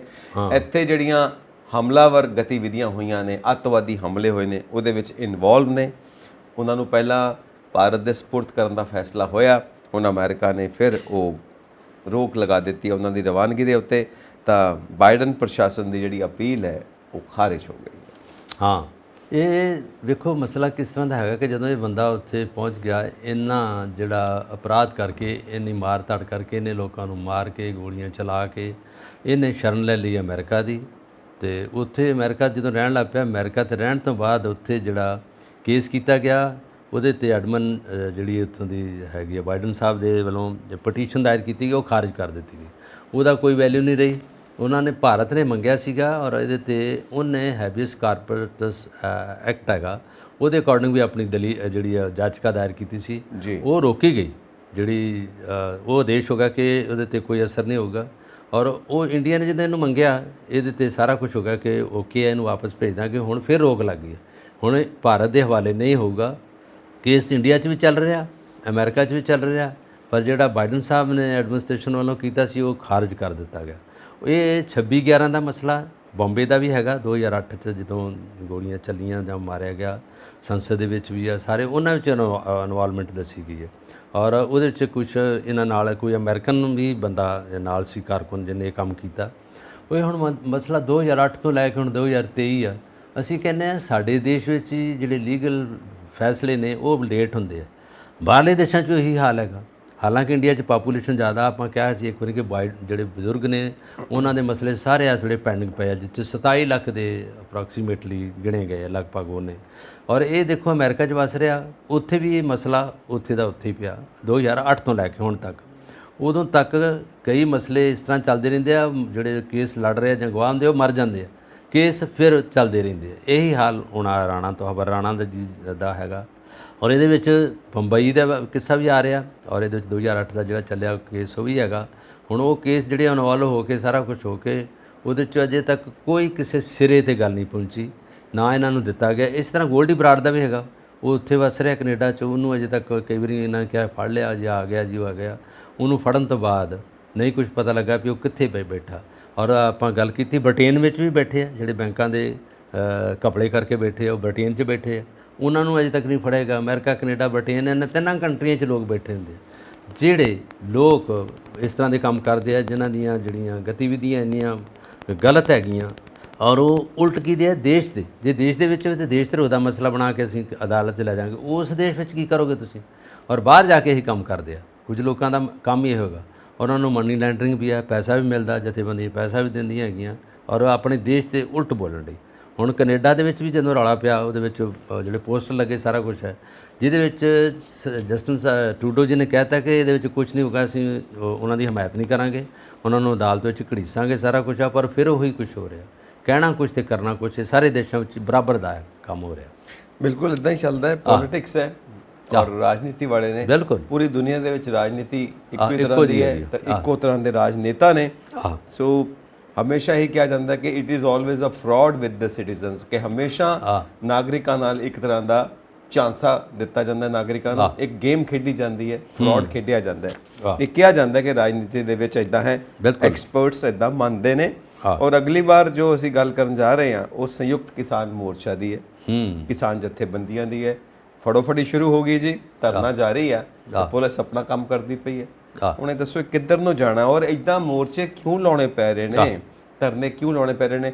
ਭਗਵੰਤ ਮਾਨ ਸਾਹਿਬ ਪੰਜਾਬ ਵਿੱਚ ਨਹੀਂ ਹੈਗੇ, ਪੰਜਾਬ ਤੋਂ ਬਾਹਰ ਨੇ। ਇਸ ਗੱਲ ਦਾ ਸਭ ਨੂੰ ਚਰਚਾ ਬਣੀ ਹੋਈ ਹੈ, ਇਸ ਗੱਲ ਦਾ ਨਾਰਾਜ਼ਗੀ ਹੈ ਸਭ ਦੇ ਅੰਦਰ। ਸੈਂਟਰ ਵੱਲੋਂ ਪੰਜਾਬ ਨੂੰ ਫੰਡ ਨਹੀਂ ਮਿਲਿਆ, ਰਿਲੀਫ ਫੰਡ ਨਹੀਂ ਮਿਲਿਆ, ਹਿਮਾਚਲ ਨੂੰ ਮਿਲਿਆ। ਇਹ ਮੁਆਵਜ਼ੇ ਵਾਸਤੇ ਕਹਿੰਦੇ ਨੇ ਕਿ 50,000 ਰੁਪਏ ਪ੍ਰਤੀ ਏਕੜ ਦਿੱਤਾ ਜਾਵੇ, ਇਹ ਵੀ ਗੱਲ ਚੱਲਦੀ ਪਈ ਹੈ। ਇਹ तमाम ਗੱਲਾਂ ਮਿਲ ਕੇ ਹੁਣ ਕਿਸਾਨ ਜਥੇਬੰਦੀਆਂ ਦੇ ਉੱਤੇ ਮੁਸੀਬਤ ਬਣੀ ਹੋਈ ਹੈ। ਔਰ ਵੈਸੇ ਵੀ ਇੱਕ ਹੁੰਗਾਰਾ ਦਿੱਤਾ ਜਾ ਰਿਹਾ ਕਿ ਚਲੋ ਚੰਡੀਗੜ੍ਹ ਚਲੋ, ਚੰਡੀਗੜ੍ਹ ਚਲੋ। ਪਹਿਲਾਂ ਆਉਂਦਾ ਸੀ ਦਿੱਲੀ ਚਲੋ, ਦਿੱਲੀ ਚਲੋ, ਹੁਣ ਚੰਡੀਗੜ੍ਹ ਚਲੋ, ਚੰਡੀਗੜ੍ਹ ਚਲੋ। ਬਸ ਇਹ ਵੈਸੇ ਮਸਲਾ ਦਿਨੋਂ ਦਿਨ ਉਲਝਦਾ ਇਸ ਤਰੀਕੇ ਨਾਲ ਜਾ ਰਿਹਾ, ਕਿਉਂਕਿ ਇਹ ਲੌਂਗੋਵਾਲ ਸਾਹਿਬ ਦੀ ਬਰਸੀ ਸੀ ਉੱਥੇ, ਉਹਦੇ ਵਿੱਚ ਬੜੇ ਸਮਾਗਮ ਸੀਗੇ, ਔਰ ਉਸ ਸਮਾਗਮ ਦੇ ਵਿੱਚ ਸਾਰੀ ਸਿਆਸਤੀ ਜਿਹੜੀ ਪਾਰਟੀਆਂ ਉਹ ਉੱਥੇ ਆਪਣੇ ਉਹਨਾਂ ਦੇ ਕਾਰਕੁਨ ਗਏ, ਪ੍ਰਮੁੱਖ ਨੇਤਾ ਗਏ, ਔਰ ਉਹਦੇ ਬਾਅਦ ਕਿਸਾਨ ਵੀ ਗਏ, ਔਰ ਉਹਦੇ ਵਿੱਚ ਕਿਸਾਨ ਦੇ ਆਪੋ 'ਚ ਝੜਪ ਵੀ ਪੁਲਿਸ ਨਾਲ ਉਹਨਾਂ ਨੇ ਉੱਥੇ ਮੁਜ਼ਾਹਰਾ ਕੀਤਾ, ਔਰ ਉਹਦੇ ਵਿੱਚ ਮੰਗਾਂ ਅੱਗੇ ਲਿਆਂਦੀਆਂ, ਔਰ ਉਹਦੇ 'ਚ ਵੀ ਮਾਰ ਧਾੜ ਹੋਈ, ਔਰ ਇੱਕ ਕਿਸਾਨ ਪ੍ਰੀਤਮ ਸਿੰਘ ਦੀ ਮੌਤ ਹੋ ਗਈ ਉੱਥੇ, ਇੱਕ ਫੱਟੜ ਵੀ ਹੋ ਗਿਆ, ਔਰ ਉਸ ਕਿਸਾਨ ਨੂੰ ਤਾਂ ਅੱਜ ਉਹਦਾ ਮੁਆਵਜ਼ਾ ਉਹਨੂੰ ਦੇਤਾ, ਉਹਨਾਂ ਨੂੰ 10 ਲੱਖ ਰੁਪਈਆ ਅਨਾਉਂਸ ਹੋ ਗਿਆ, ਔਰ ਪਲੱਸ ਦੇ ਬੱਚਿਆਂ ਨੂੰ ਨੌਕਰੀ ਮਿਲੂਗੀ, ਦੂਸਰਾ ਜਿਹੜਾ ਹੈਗਾ ਉਹਦਾ ਕਰਜ਼ਾ ਮਾਫ ਹੋਊਗਾ। ਔਰ ਉੱਥੇ ਬੜੇ ਜ਼ੋਰ ਸ਼ੋਰ ਨਾਲ ਟਰੈਕਟਰ ਚਲਾਏ, ਟਰੈਕਟਰ ਥੱਲੇ ਆ ਕੇ ਵੀ ਲੋਕ ਫੱਟੜ ਹੋਏ, ਪਤਾ ਨਹੀਂ ਕਿਸ ਤਰ੍ਹਾਂ ਦੀ ਜਿਹੜੀ ਹਫੜਾ ਦਫੜੀ ਪਈ ਹੁੰਦੀ ਹੈ ਕਿ ਪੰਜਾਬ ਸਰਕਾਰ ਜਿਹੜੀ ਹੈਗੀ ਉਹ ਕੀ ਸੋਚ ਰਹੀ ਹੈ ਔਰ ਲੋਕ ਕੀ ਸੋਚ ਰਹੇ ਆ, ਇਹਦਾ ਜੇ ਕੋਈ ਤਰ੍ਹਾਂ ਦਾ ਨਿਖੇੜਾ ਨਹੀਂ ਹੋ ਸਕਿਆ। ਔਰ ਉਦੋਂ ਬਾਅਦ ਇਹਨਾਂ ਚੰਡੀਗੜ੍ਹ ਵੱਲ ਜਦੋਂ ਤੁਸੀਂ ਦੱਸਿਆ ਕੂਚ ਕੀਤਾ, ਸਾਰੇ ਕਿਸਾਨਾਂ ਨੇ ਉਸ ਪਾਸੇ ਚਲੇ ਗਏ ਆ, ਔਰ ਮੰਗਾਂ ਇਹਨਾਂ ਦੀਆਂ ਜਿਹੜੀਆਂ ਹੈਗੀਆਂ ਬੇਗਿਣਤ ਮੰਗਾਂ ਨੇ, ਔਰ ਜਿਹੜਾ ਪਾਣੀ ਤੇ ਹੜ੍ਹ ਦੀ ਮਾਰ ਥੱਲੇ ਆ ਗਏ ਉਹਦੇ ਵਿੱਚ ਵੀ ਪੈਸਾ ਮੰਗਿਆ ਇਹਨਾਂ ਨੇ, ਔਰ ਸੁਖਬੀਰ ਬਾਦਲ ਕਹਿੰਦਾ 50 ਰੁਪਏ ਪ੍ਰਤੀ ਏਕੜ ਦਿਓ, ਇਹ ਦੇ ਰਹੇ ਆ ਥੋੜ੍ਹਾ, ਉਹਦੇ 'ਚ 50,000 ਰੁਪਇਆ, ਔਰ ਇਹਨਾਂ ਨੇ ਪਰ ਏਕੜ ਇੰਨਾ ਮੰਗਿਆ, ਪਰ ਪੰਜਾਬ ਸਰਕਾਰ ਇਹਦੇ ਵਿੱਚ ਥੋੜ੍ਹਾ ਪੈਸਾ ਦੇ ਰਹੀ ਹੈ, ਔਰ ਸੈਂਟਰ ਨੇ ਉਹ ਜਿਹੜਾ ਪੈਸਾ ਦੇਣਾ ਸੀਗਾ ਉਹ ਦਿੱਤਾ ਹੀ ਕੱਖ ਨਹੀਂ ਅਜੇ ਤੱਕ, ਜਦੋਂ ਕਿ ਉਹਨਾਂ ਦੀ ਸੈਂਟਰ ਦੀ ਟੀਮ ਜਿਹੜੀ ਆ ਸਰਵੇਖਣ ਕਰ ਚੁੱਕੀ ਹੈ। ਪਰ ਹੁਣ ਜਿਹੜੀ ਰਾਹਤ ਹੈਗੀ ਆ ਉਹ ਸ਼ੁਰੂ ਹੋ ਗਈ ਆ, ਅਕਾਊਂਟ 'ਚ ਜਾਣੀ ਸ਼ੁਰੂ ਹੋ ਗਈ ਕਿਸਾਨਾਂ ਦੇ ਫੰਡਾਂ ਦੇ ਵਿੱਚ, ਅਕਾਊਂਟਾਂ ਦੇ ਵਿੱਚ। ਪਰ ਜਿੰਨੇ ਧਰਨੇ ਤੇ ਧਰਨਾ ਲੱਗ ਰਿਹਾ, ਜਿਹੜੇ ਵਿੱਚ ਅਗਰਾਹਾ ਸਾਹਿਬ ਦੀ ਹੈਗੀ ਆ, ਔਰ ਡਕੈਤ ਸਾਹਿਬ ਨੇ ਉਹਦੇ ਵਿੱਚ, ਔਰ ਉਹਦੇ ਵਿੱਚ ਕਈ ਜਿਹੜੀਆਂ ਜਥੇਬੰਦੀਆਂ ਘੱਟੋ ਘੱਟ ਵੀ 23-24 ਜਥੇਬੰਦੀਆਂ ਦੇ ਵਿੱਚ ਸ਼ਾਮਲ ਆ, ਔਰ ਉਹ 'ਚ ਬਜ਼ੁਰਗ ਵੀ ਆ, ਜਵਾਨ ਵੀ ਹੈਗੇ ਆ। ਪਰ ਜਦੋਂ ਇਹ ਤੀਸਰਾ ਜਿਹੜੇ ਕਾਨੂੰਨ ਸੀ, 3 ਕਾਨੂੰਨ ਜਿਹੜੇ ਕੇਂਦਰ 'ਚ ਗਏ ਆ, ਜਦੋਂ ਉਹਨਾਂ ਦਾ ਕੋਈ ਨਿਪਟਾਰਾ ਹੋਣ ਨਹੀਂ ਗਿਆ, ਉਦੋਂ ਅੰਦੋਲਨ ਚੱਲਦਾ ਰਿਹਾ, ਉਹ ਨਿਪਟਾਰਾ ਹੋ ਗਿਆ। ਹੁਣ ਉਹ ਅੰਦੋਲਨ ਪੰਜਾਬ ਗੌਰਮੈਂਟ ਦੇ ਅਗੇਂਸਟ ਹੋ ਗਿਆ, ਨਾ ਕਿਸਾਨ ਚੱਜ ਨਾਲ ਬੈਠੇ ਆ, ਨਾ ਸਰਕਾਰ ਚੱਜ ਨਾਲ ਬੈਠੀ ਆ, ਤੇ ਨਾ ਪਬਲਿਕ ਬੈਠ ਰਹੀ ਆ, ਨਾਲ ਬੱਚੇ ਸਵਾਦ ਨਾਲ ਪੜ੍ਹ ਰਹੇ ਆ, ਨਾ ਖੇਤ ਮਜ਼ਦੂਰ। ਪੰਜਾਬ ਦੇ ਵਿੱਚ ਜਦੋਂ ਦਾ ਜਿਹੜੀ ਆਪ ਸਰਕਾਰ ਆਈ ਆ, ਉਦੋਂ ਦਾ ਕੋਈ ਵੀ ਸ਼ਾਂਤੀ ਦਾ ਮਾਹੌਲ ਨਹੀਂ ਬਣਿਆ, ਕਿਤੇ ਗੈਂਗਵਾਦ ਆ ਗਿਆ, ਕਿਤੇ ਜਿਹੜੇ ਹੈਗੇ ਕਿਸਾਨ ਧਰਨੇ 'ਤੇ ਆ ਗਏ, ਕਿਸੇ ਪਾਸੇ ਸੜਕਾਂ ਟੁੱਟ ਗਈਆਂ, ਕਿਸੇ ਪਾਸੇ ਹੜ੍ਹ ਆ ਗਿਆ, ਔਰ ਪੰਜਾਬ ਦੇ ਲੋਕ ਕੋਈ ਵੀ ਸੁੱਖ ਤੇ ਚੈਨ ਦੀ ਨੀਂਦ ਨਹੀਂ ਸੌਂ ਸਕੇ, ਜਿਹੜੇ ਵਿਚਾਰੇ ਆਮ ਲੋਕ ਨੇ। ਔਰ ਮੇਰਾ ਖਿਆਲ ਹੈ ਕਿ ਇਹਦੇ ਵਿੱਚ ਤਾਂ ਇਹ ਹੋ ਗਿਆ ਕਿ ਕਈ ਚੀਜ਼ਾਂ ਜਿਹੜੀਆਂ ਹੈਗੀਆਂ ਆਪ ਕ੍ਰੀਏਟ ਕੀਤੀਆਂ ਗਈਆਂ, ਕੋਈ ਕੁਦਰਤ ਕਰ ਰਹੀ ਹੈ। ਜੇ ਅਸੀਂ ਮੀਂਹ ਤੇ ਪਾਣੀ ਤੇ ਹੜ੍ਹ ਦੀ ਗੱਲ ਕਰਦੇ ਹਾਂ, ਕੁਦਰਤ ਨੇ ਕੀਤੀ ਹੈ। ਕੁਝ ਗੱਲਾਂ ਜਿਹੜੀਆਂ ਧਰਨੇ ਲਾ ਲੈਣੇ, ਲੜਾਈਆਂ ਕਰਨੀਆਂ, ਉਹਦੇ ਵਿੱਚ ਲੋਕਾਂ ਨੂੰ ਮਾਰਨਾ, ਉਹਦੇ ਤੋਂ ਬਾਅਦ ਪੈਸਾ ਮੰਗਣਾ ਔਰ ਮੁਆਵਜ਼ਾ ਲੈਣਾ, ਇਹ ਵੀ ਗਲਤ ਹੈ, ਕਿਉਂਕਿ ਦੇਸ਼ ਦੀ ਆਜ਼ਾਦੀ ਤੋਂ ਪਹਿਲਾਂ ਤਾਂ ਕਿਸਾਨ ਇੱਥੇ ਖੇਤੀਬਾੜੀ ਕਰਦੇ, ਉਨੀ ਜ਼ਮੀਨ, ਉਹਨੇ ਹੈਕਟੇਅਰ ਜ਼ਮੀਨ ਹੈਗੀ ਆ। ਐਤਕੀ ਹੜ੍ਹਾਂ ਨਾਲ ਤਾਂ ਜ਼ਮੀਨ ਜਿਹੜੀ ਹੈ ਚਲੋ ਕੁਝ ਬਰਬਾਦ ਹੋ ਗਈ, ਉਹਦਾ ਰਾਹਤ ਮਿਲ ਰਹੀ ਹੈ, ਪਰ ਜੇ ਧਰਨਿਆਂ ਨਾਲ ਲਈ ਜਾਂ ਉਹ ਗਿਰਦਾਵਰੀ ਤੋਂ ਬਗੈਰ ਮੰਗੀ ਜਾਂ ਕਈ ਕੁਝ ਕੀਤਾ, ਉਹ ਥੋੜ੍ਹੀਆਂ ਗੱਲਾਂ ਜਿਹੜੀਆਂ ਹੈਗੀਆਂ ਲੋਕਾਂ ਦੇ ਸਿਰੇ ਤੋਂ ਬਾਹਰ ਚਲੇ ਗਈਆਂ। ਹਾਂ, ਐਕਚੁਅਲੀ ਜਦੋਂ ਤੱਕ ਕਿਸਾਨੀ ਖੁਸ਼ਹਾਲ ਨਹੀਂ ਹੁੰਦੀ ਉਦੋਂ ਤੱਕ ਕੁਝ ਨਹੀਂ ਹੋ ਸਕਦਾ ਜੀ। ਕਿਸਾਨੀ ਦਾ ਖੁਸ਼ਹਾਲ ਹੋਣਾ ਜ਼ਰੂਰੀ ਹੈ, ਔਰ ਕਿਸਾਨੀ ਹੀ ਸਾਰੇ ਮੁੱਖ ਧੰਦਿਆਂ ਦਾ ਆਧਾਰ ਬਣਦੀ ਹੈ। ਜਿੰਨਾ ਮਰਜ਼ੀ ਧੰਦੇ ਲੈ ਲਓ, ਜਦੋਂ ਤੱਕ ਕਿਸਾਨੀ ਉਹਦਾ ਆਧਾਰ ਨਹੀਂ ਬਣੇਗੀ, ਉਹ ਧੰਦਾ ਕਾਮਯਾਬ ਨਹੀਂ ਹੋ ਸਕਦਾ। ਇਸ ਕਰਕੇ ਕਿਸਾਨੀ ਦਾ ਖੁਸ਼ਹਾਲ ਹੋਣਾ ਬਹੁਤ ਜ਼ਰੂਰੀ ਹੈ। ਹਾਂ, ਮਨੀਪੁਰ ਦੇ ਵਿੱਚ ਹਿੰਸਾ ਵਧੀ, ਜਿਸ ਕਰਕੇ ਰਾਜਪਾਲ ਨੇ ਹੁਣ ਅਗਸਤ ਮਹੀਨੇ 'ਚ ਹੀ ਵਿਧਾਨ ਸਭਾ ਦਾ ਸੈਸ਼ਨ ਸੱਦਿਆ ਕਿ ਮੁੜ ਤੋਂ ਇਹਦੇ ਉੱਤੇ ਚਰਚਾ ਹੋਵੇ। ਪਹਿਲਾਂ ਤਾਂ ਕੁਝ ਹੋਇਆ ਨਹੀਂ, ਹੁਣ ਜੇ ਸੈਸ਼ਨ ਸੱਦਿਆ ਤਾਂ ਇਹਦੇ ਵਿੱਚ ਕੋਈ ਚਰਚਾ ਹੋਣੀ ਚਾਹੀਦੀ ਹੈ। ਹਾਂ, ਮਨੀਪੁਰ 'ਚ ਜਿਹੜਾ ਵੀ ਰੌਲਾ ਪਿਆ ਵਾ, ਉਹਦੇ ਵਿੱਚ ਡਿਫੈਂਸ ਜ਼ਿਆਦਾ ਦੇ ਦਿੱਤੀ ਉਹਨਾਂ ਨੇ, ਮੰਗ ਲਈ ਸੈਂਟਰ ਕੋਲੋਂ, ਜਿਹਦੇ 'ਚ ਸੈਂਟਰਲ ਪੁਲਿਸ ਜਿਹੜੀ ਉੱਥੇ ਉਹ ਚਲੇ ਗਈ ਹੁੰਦੀਆਂ, ਕਿੰਨੀਆਂ ਬਟਾਲੀਅਨ ਉੱਥੇ ਪਹੁੰਚ ਗਈਆਂ। ਔਰ ਗਵਰਨਰ ਸਾਹਿਬ ਨੇ ਜਿਹੜਾ ਉੱਥੋਂ ਦੇ ਮੁੱਖ ਮੰਤਰੀ, ਉਹਨਾਂ ਦੀ ਸਿਫਾਰਿਸ਼ 'ਤੇ ਵਿਧਾਨ ਸਭਾ ਦਾ ਸਮਾਗਮ ਬੁਲਾ ਲਿਆ, ਔਰ ਉਹਦੇ ਵਿੱਚ ਇਹ ਹੁਣ ਦੇਖੋ ਕੀ ਡਿਸਕਸ ਕਰਨਗੇ। ਜੋ ਸੈਂਟਰ ਨੇ ਹਦਾਇਤਾਂ ਦਿੱਤੀਆਂ ਉਹੀ ਹੋਣਗੀਆਂ। ਜੇ ਗੱਲ ਹੋ ਵਿਧਾਨ ਸਭਾ 'ਚ ਤਾਂ ਸਿਰਫ ਜੋ ਹਿੰਸਕ ਘਟਨਾਵਾਂ ਆਈਆਂ ਉਹਨਾਂ 'ਤੇ ਹੋਣੀ, ਕਿੰਨੇ ਲੋਕ ਮਰੇ ਆ, ਉਹਨਾਂ ਨੂੰ ਕੀ ਮੁਆਵਜ਼ਾ ਦਿੱਤਾ ਜਾਊਗਾ, ਕੀ ਸਹੂਲਤਾਂ ਦੇਣਗੇ, ਔਰ ਅਜੇ ਤੱਕ ਕੀ ਨਿਪਟਾਰਾ ਹੋ ਗਿਆ, ਇਹ ਵਿਧਾਨ ਸਭਾ 'ਚ ਸਾਰਾ ਡਿਸਕਸ ਤਾਂ ਹੋਣਾ ਲਾਜ਼ਮੀ ਆ। ਕਿਉਂਕਿ ਪਹਿਲਾਂ ਇਹਦੇ ਵਿਧਾਇਕਾਂ ਨੇ ਜਿਹੜੇ ਉਹਨਾਂ ਦੇ ਵਿਧਾਇਕ ਸੀ ਟਰਾਈਬਲ, ਕੁਛ ਉਹਨਾਂ ਨੇ ਕਹਿਤਾ ਸੀ ਇਹਦੇ ਵਿੱਚ ਸ਼ਾਮਲ ਨਹੀਂ ਹੋਵਾਂਗੇ, ਪਰ ਹੁਣ ਮੇਰਾ ਖਿਆਲ ਕੁਝ ਮੰਨ ਗਏ ਹੋਣ, ਕਿਉਂਕਿ ਉਹ ਜਿਹੜੇ ਵਿਧਾਇਕ ਵੀ ਨੇ ਉਹ ਵੀ ਉੱਥੋਂ ਦੇ ਟਰਾਈਬਲ ਮੈਤੋਈ ਔਰ ਨਾਗਾ ਔਰ ਦੂਸਰੀ ਜਿਹੜੀਆਂ ਟਰਾਈਬਲ ਏਜੰਸੀਆਂ ਉਹਨਾਂ ਦੇ ਹੀ ਹੈਗੇ ਆ। ਹੁਣ ਇਹਨਾਂ ਨੇ ਵਿਧਾਨ ਸਭਾ ਦਾ ਸੈਸ਼ਨ ਬੁਲਾ ਲਿਆ, ਪਰ ਉਹਦੇ ਵਿੱਚ ਇਹ ਹੈਗਾ ਕਿ ਸ਼ਾਂਤੀ ਅਜੇ ਬਹਾਲ ਨਹੀਂ ਹੋਈ। ਉੱਥੇ ਦੇ ਲੋਕਾਂ ਦੀ FIR ਲੌਜ ਹੋ ਗਈਆਂ, ਪੁਲਿਸ ਨੇ ਉਹਨਾਂ ਨੂੰ ਜੋ ਅਰੈਸਟ ਕੀਤਾ, ਗ੍ਰਿਫਤਾਰ ਕੀਤਾ ਹੈ। ਰੋਜ਼ 50-60 ਬੰਦੇ ਫੱਟੜ ਹੁੰਦੇ ਆ, ਅਜੇ ਵੀ ਲੜਾਈ ਪੂਰੀ ਜਾਰੀ ਆ, ਔਰ ਲੜਾਈ ਆਪੋ ਵਿੱਚ ਉਹਨਾਂ ਦੀ ਜਿਹੜੇ ਉੱਥੋਂ ਦੇ ਟਰਾਈਬਲ ਜਾਤੀ ਹੈ ਉਹਨਾਂ ਦੀ ਆਪੋ ਵਿੱਚ ਹੀ ਹੈਗਾ। ਇਹ ਜਿਹੜੇ ਜਾਤੀਵਾਦ ਦੀ ਲੜਾਈ ਆਪੋ ਵਿੱਚ ਹੋਣੀ ਹੈ, ਇਹ ਵੀ ਗਲਤ ਤਰੀਕਾ ਹੈਗਾ। ਸੈਂਟਰ ਇਸ ਤੋਂ ਥੋੜ੍ਹੀ ਦੇਰ ਦੂਰ ਰਿਹਾ, ਹੁਣ ਜੇ ਸੂਬਾ ਸਰਕਾਰ ਨੇ ਆਪਣਾ ਇਸ ਬਾਰੇ ਰੁਖ ਮੋੜਿਆ ਤੇ ਜਿਹੜੀ ਵਿਧਾਨ ਸਭਾ ਦੀ ਇਹਨਾਂ ਨੇ ਸਮਾਗਮ ਬੁਲਾ ਲਿਆ, ਹੁਣ ਉਹਦੇ ਵਿੱਚ ਸਾਰੇ ਲੋਕਾਂ ਦਾ ਧਿਆਨ ਹੈਗਾ ਕਿ ਇਹਦੇ ਵਿੱਚ ਕੀ ਡਿਸਕਸ ਹੋਊਗਾ ਔਰ ਕੀ ਇਹਦੇ 'ਚ ਫਾਈਨਲ ਕਰਦੇ ਆ। ਜੇ ਕੋਈ ਇਹਨਾਂ ਨੇ ਗੱਲ ਕਰਨੀ ਆ ਜਾਂ ਇਹਨਾਂ ਨੇ ਕੋਈ ਉਹਨਾਂ ਨੂੰ ਸਹੂਲਤਾਂ ਦੇਣੀਆਂ ਤੇ ਸੈਂਟਰ ਵੱਲੋਂ ਹੀ ਆਉਣੀਆਂ, ਉੱਥੋਂ ਦੀ ਸਰਕਾਰ ਫਿਰ ਕੁਝ ਨਹੀਂ ਕਰ ਸਕਦੀ। ਇਹ ਫਿਰ ਵੀ ਜਿਹੜਾ ਮਾਮਲਾ ਦੁਚਿੱਤੀ 'ਚ ਪਿਆ ਰਹਿਣਾ, ਇਹ ਮਾਮਲਾ ਜੇ ਡਬਲ ਮਾਈਂਡਡ ਹੀ ਹੋ ਜਾਣਾ, ਕਿਉਂਕਿ ਅਜੇ ਫਾਰਮਲ ਤੌਰ ਤੇ ਇਹਨਾਂ ਨੇ ਆਪਣਾ ਸਮਾਗਮ ਬੁਲਾ ਲਿਆ।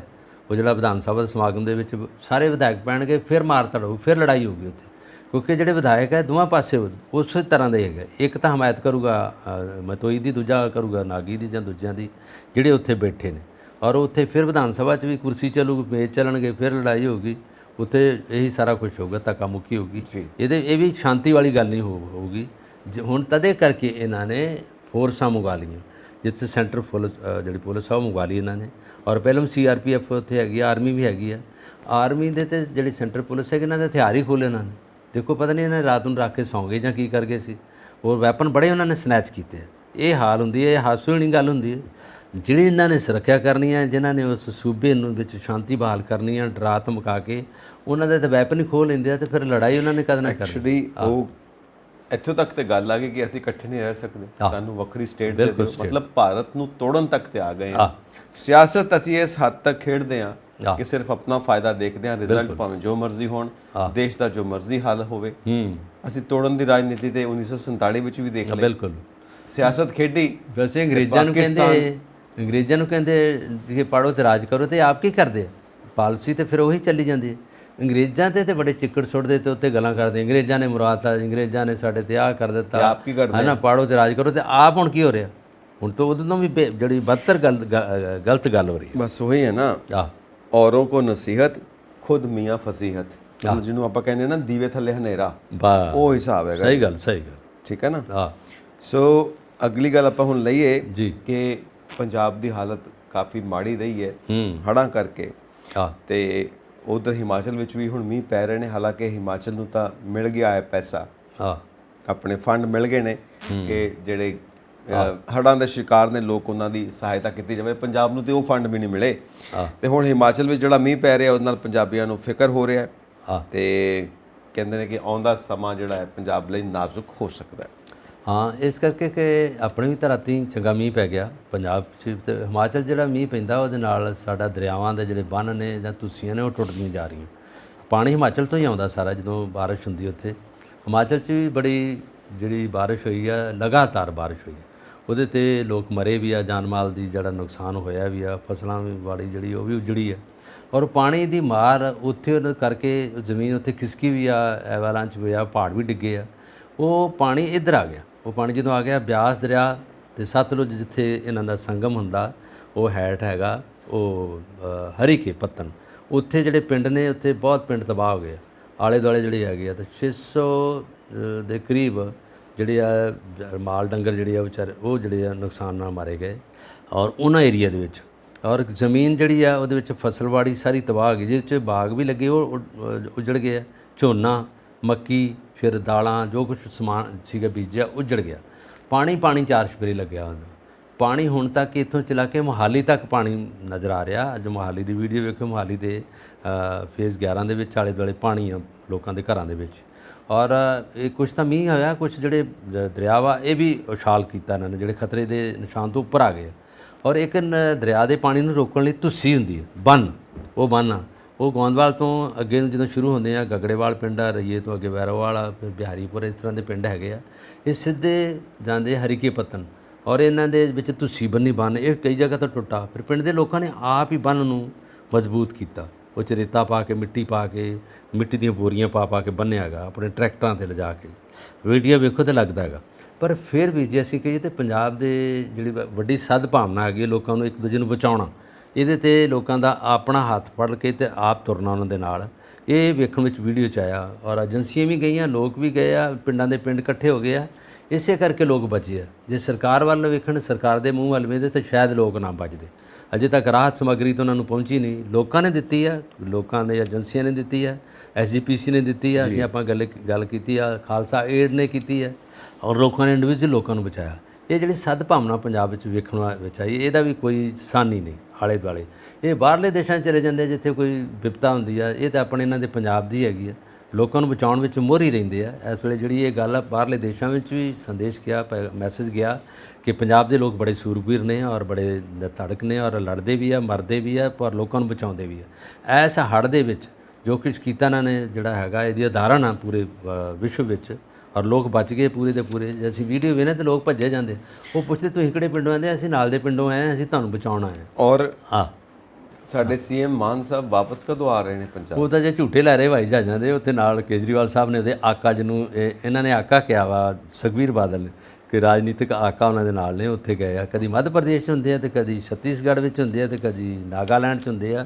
ਉਹਨਾਂ ਦਾ ਤਾਂ ਮਤਲਬ ਬਾਹਰਲੇ ਸੂਬਿਆਂ 'ਚ ਰਹਿਣਾ, ਤੇ ਲੋਕਾਂ ਦਾ ਮਤਲਬ ਆ ਆਪਣੇ ਆਪ ਨੂੰ ਬਚਾਉਣਾ। ਲੋਕੀ ਇਹੀ ਕਹਿੰਦੇ ਨੇ ਕੀ ਚੱਲਦਾ ਪਿਆ, ਕੀ ਹੋ ਰਿਹਾ। ਹਾਂ, ਵੀ ਹੁਣ ਉਹਨਾਂ ਦਾ ਜਾਣਾ ਬਣਦਾ ਨਹੀਂ। ਇਲੈਕਸ਼ਨ ਜਿੱਤਣ ਦੀ ਲੱਗੀ ਹੋਈ ਹੈ, ਪਾਰਟੀ ਨੂੰ ਮਜ਼ਬੂਤ ਕਰਨਾ ਹੈ, ਆਹ ਕਰਨਾ ਤੇ ਉਹ ਕਰਨਾ, ਤੇ ਜਿਹੜਾ ਕੰਮ ਕਰਨ ਵਾਲਾ ਜਿਹਦੇ ਵਾਸਤੇ ਚੁਣੇ ਗਏ ਹੋ ਉਹ ਕਿੱਥੇ? ਇਹ ਉਹ ਨਾ ਹੋ ਜਾਵੇ ਅੱਗਾ ਦੌੜ ਤੇ ਪਿੱਛਾ ਚੌੜ ਵਾਲੀ ਗੱਲ ਨਾ ਹੋਵੇ। ਮੈਂ ਉਹੀ ਕਹਿੰਦਾ, ਜੋ ਕੁਝ ਰੱਬ ਨੇ ਤੁਹਾਨੂੰ ਬਖਸ਼ਿਆ ਉਹਨੂੰ ਤਾਂ ਸੰਭਾਲ ਲਓ। ਪਹਿਲਾਂ ਉਹਨੂੰ ਜੇ ਤੁਹਾਨੂੰ ਪੰਜਾਬ ਦੀ ਜਿਹੜੀ ਸਰਦਾਰੀ ਦਿੱਤੀ ਆ, ਪੰਜਾਬ ਦੀ ਰਾਜਨੀਤੀ ਦੇ ਹੈੱਡ ਬਣਾ ਦਿੱਤਾ ਤੁਹਾਨੂੰ, ਤੇ ਇਹਨੂੰ ਤਾਂ ਸੰਭਾਲੋ। ਬਾਹਰਲੇ ਸੂਬਿਆਂ ਨੂੰ ਫਿਰ ਵੇਖ ਲਿਓ, ਉਹਨਾਂ ਤੇ ਵੋਟਾਂ ਪਾਉਣੀ ਆਪ ਨੂੰ। ਕੇਜਰੀਵਾਲ ਸਾਹਿਬ ਇਕੱਲੇ ਵੀ ਜਾ ਸਕਦੇ ਆ, ਜਾਂ ਗਾਹੇ ਵਗਾਹੇ ਬਾਅਦ 'ਚ ਚੱਲ ਜਾਓ। ਇਸ ਵੇਲੇ ਜੋ ਸਿਚੁਏਸ਼ਨ ਪੰਜਾਬ ਦੀ ਹੈ ਬੜੀ ਐਡੀ ਤਰਸਯੋਗ ਹੈ, ਜਿਹਨੂੰ ਸੰਭਾਲਣਾ ਪੰਜਾਬ ਗਵਰਨਮੈਂਟ ਦੇ ਹੈੱਡ ਦਾ ਹੈਗਾ।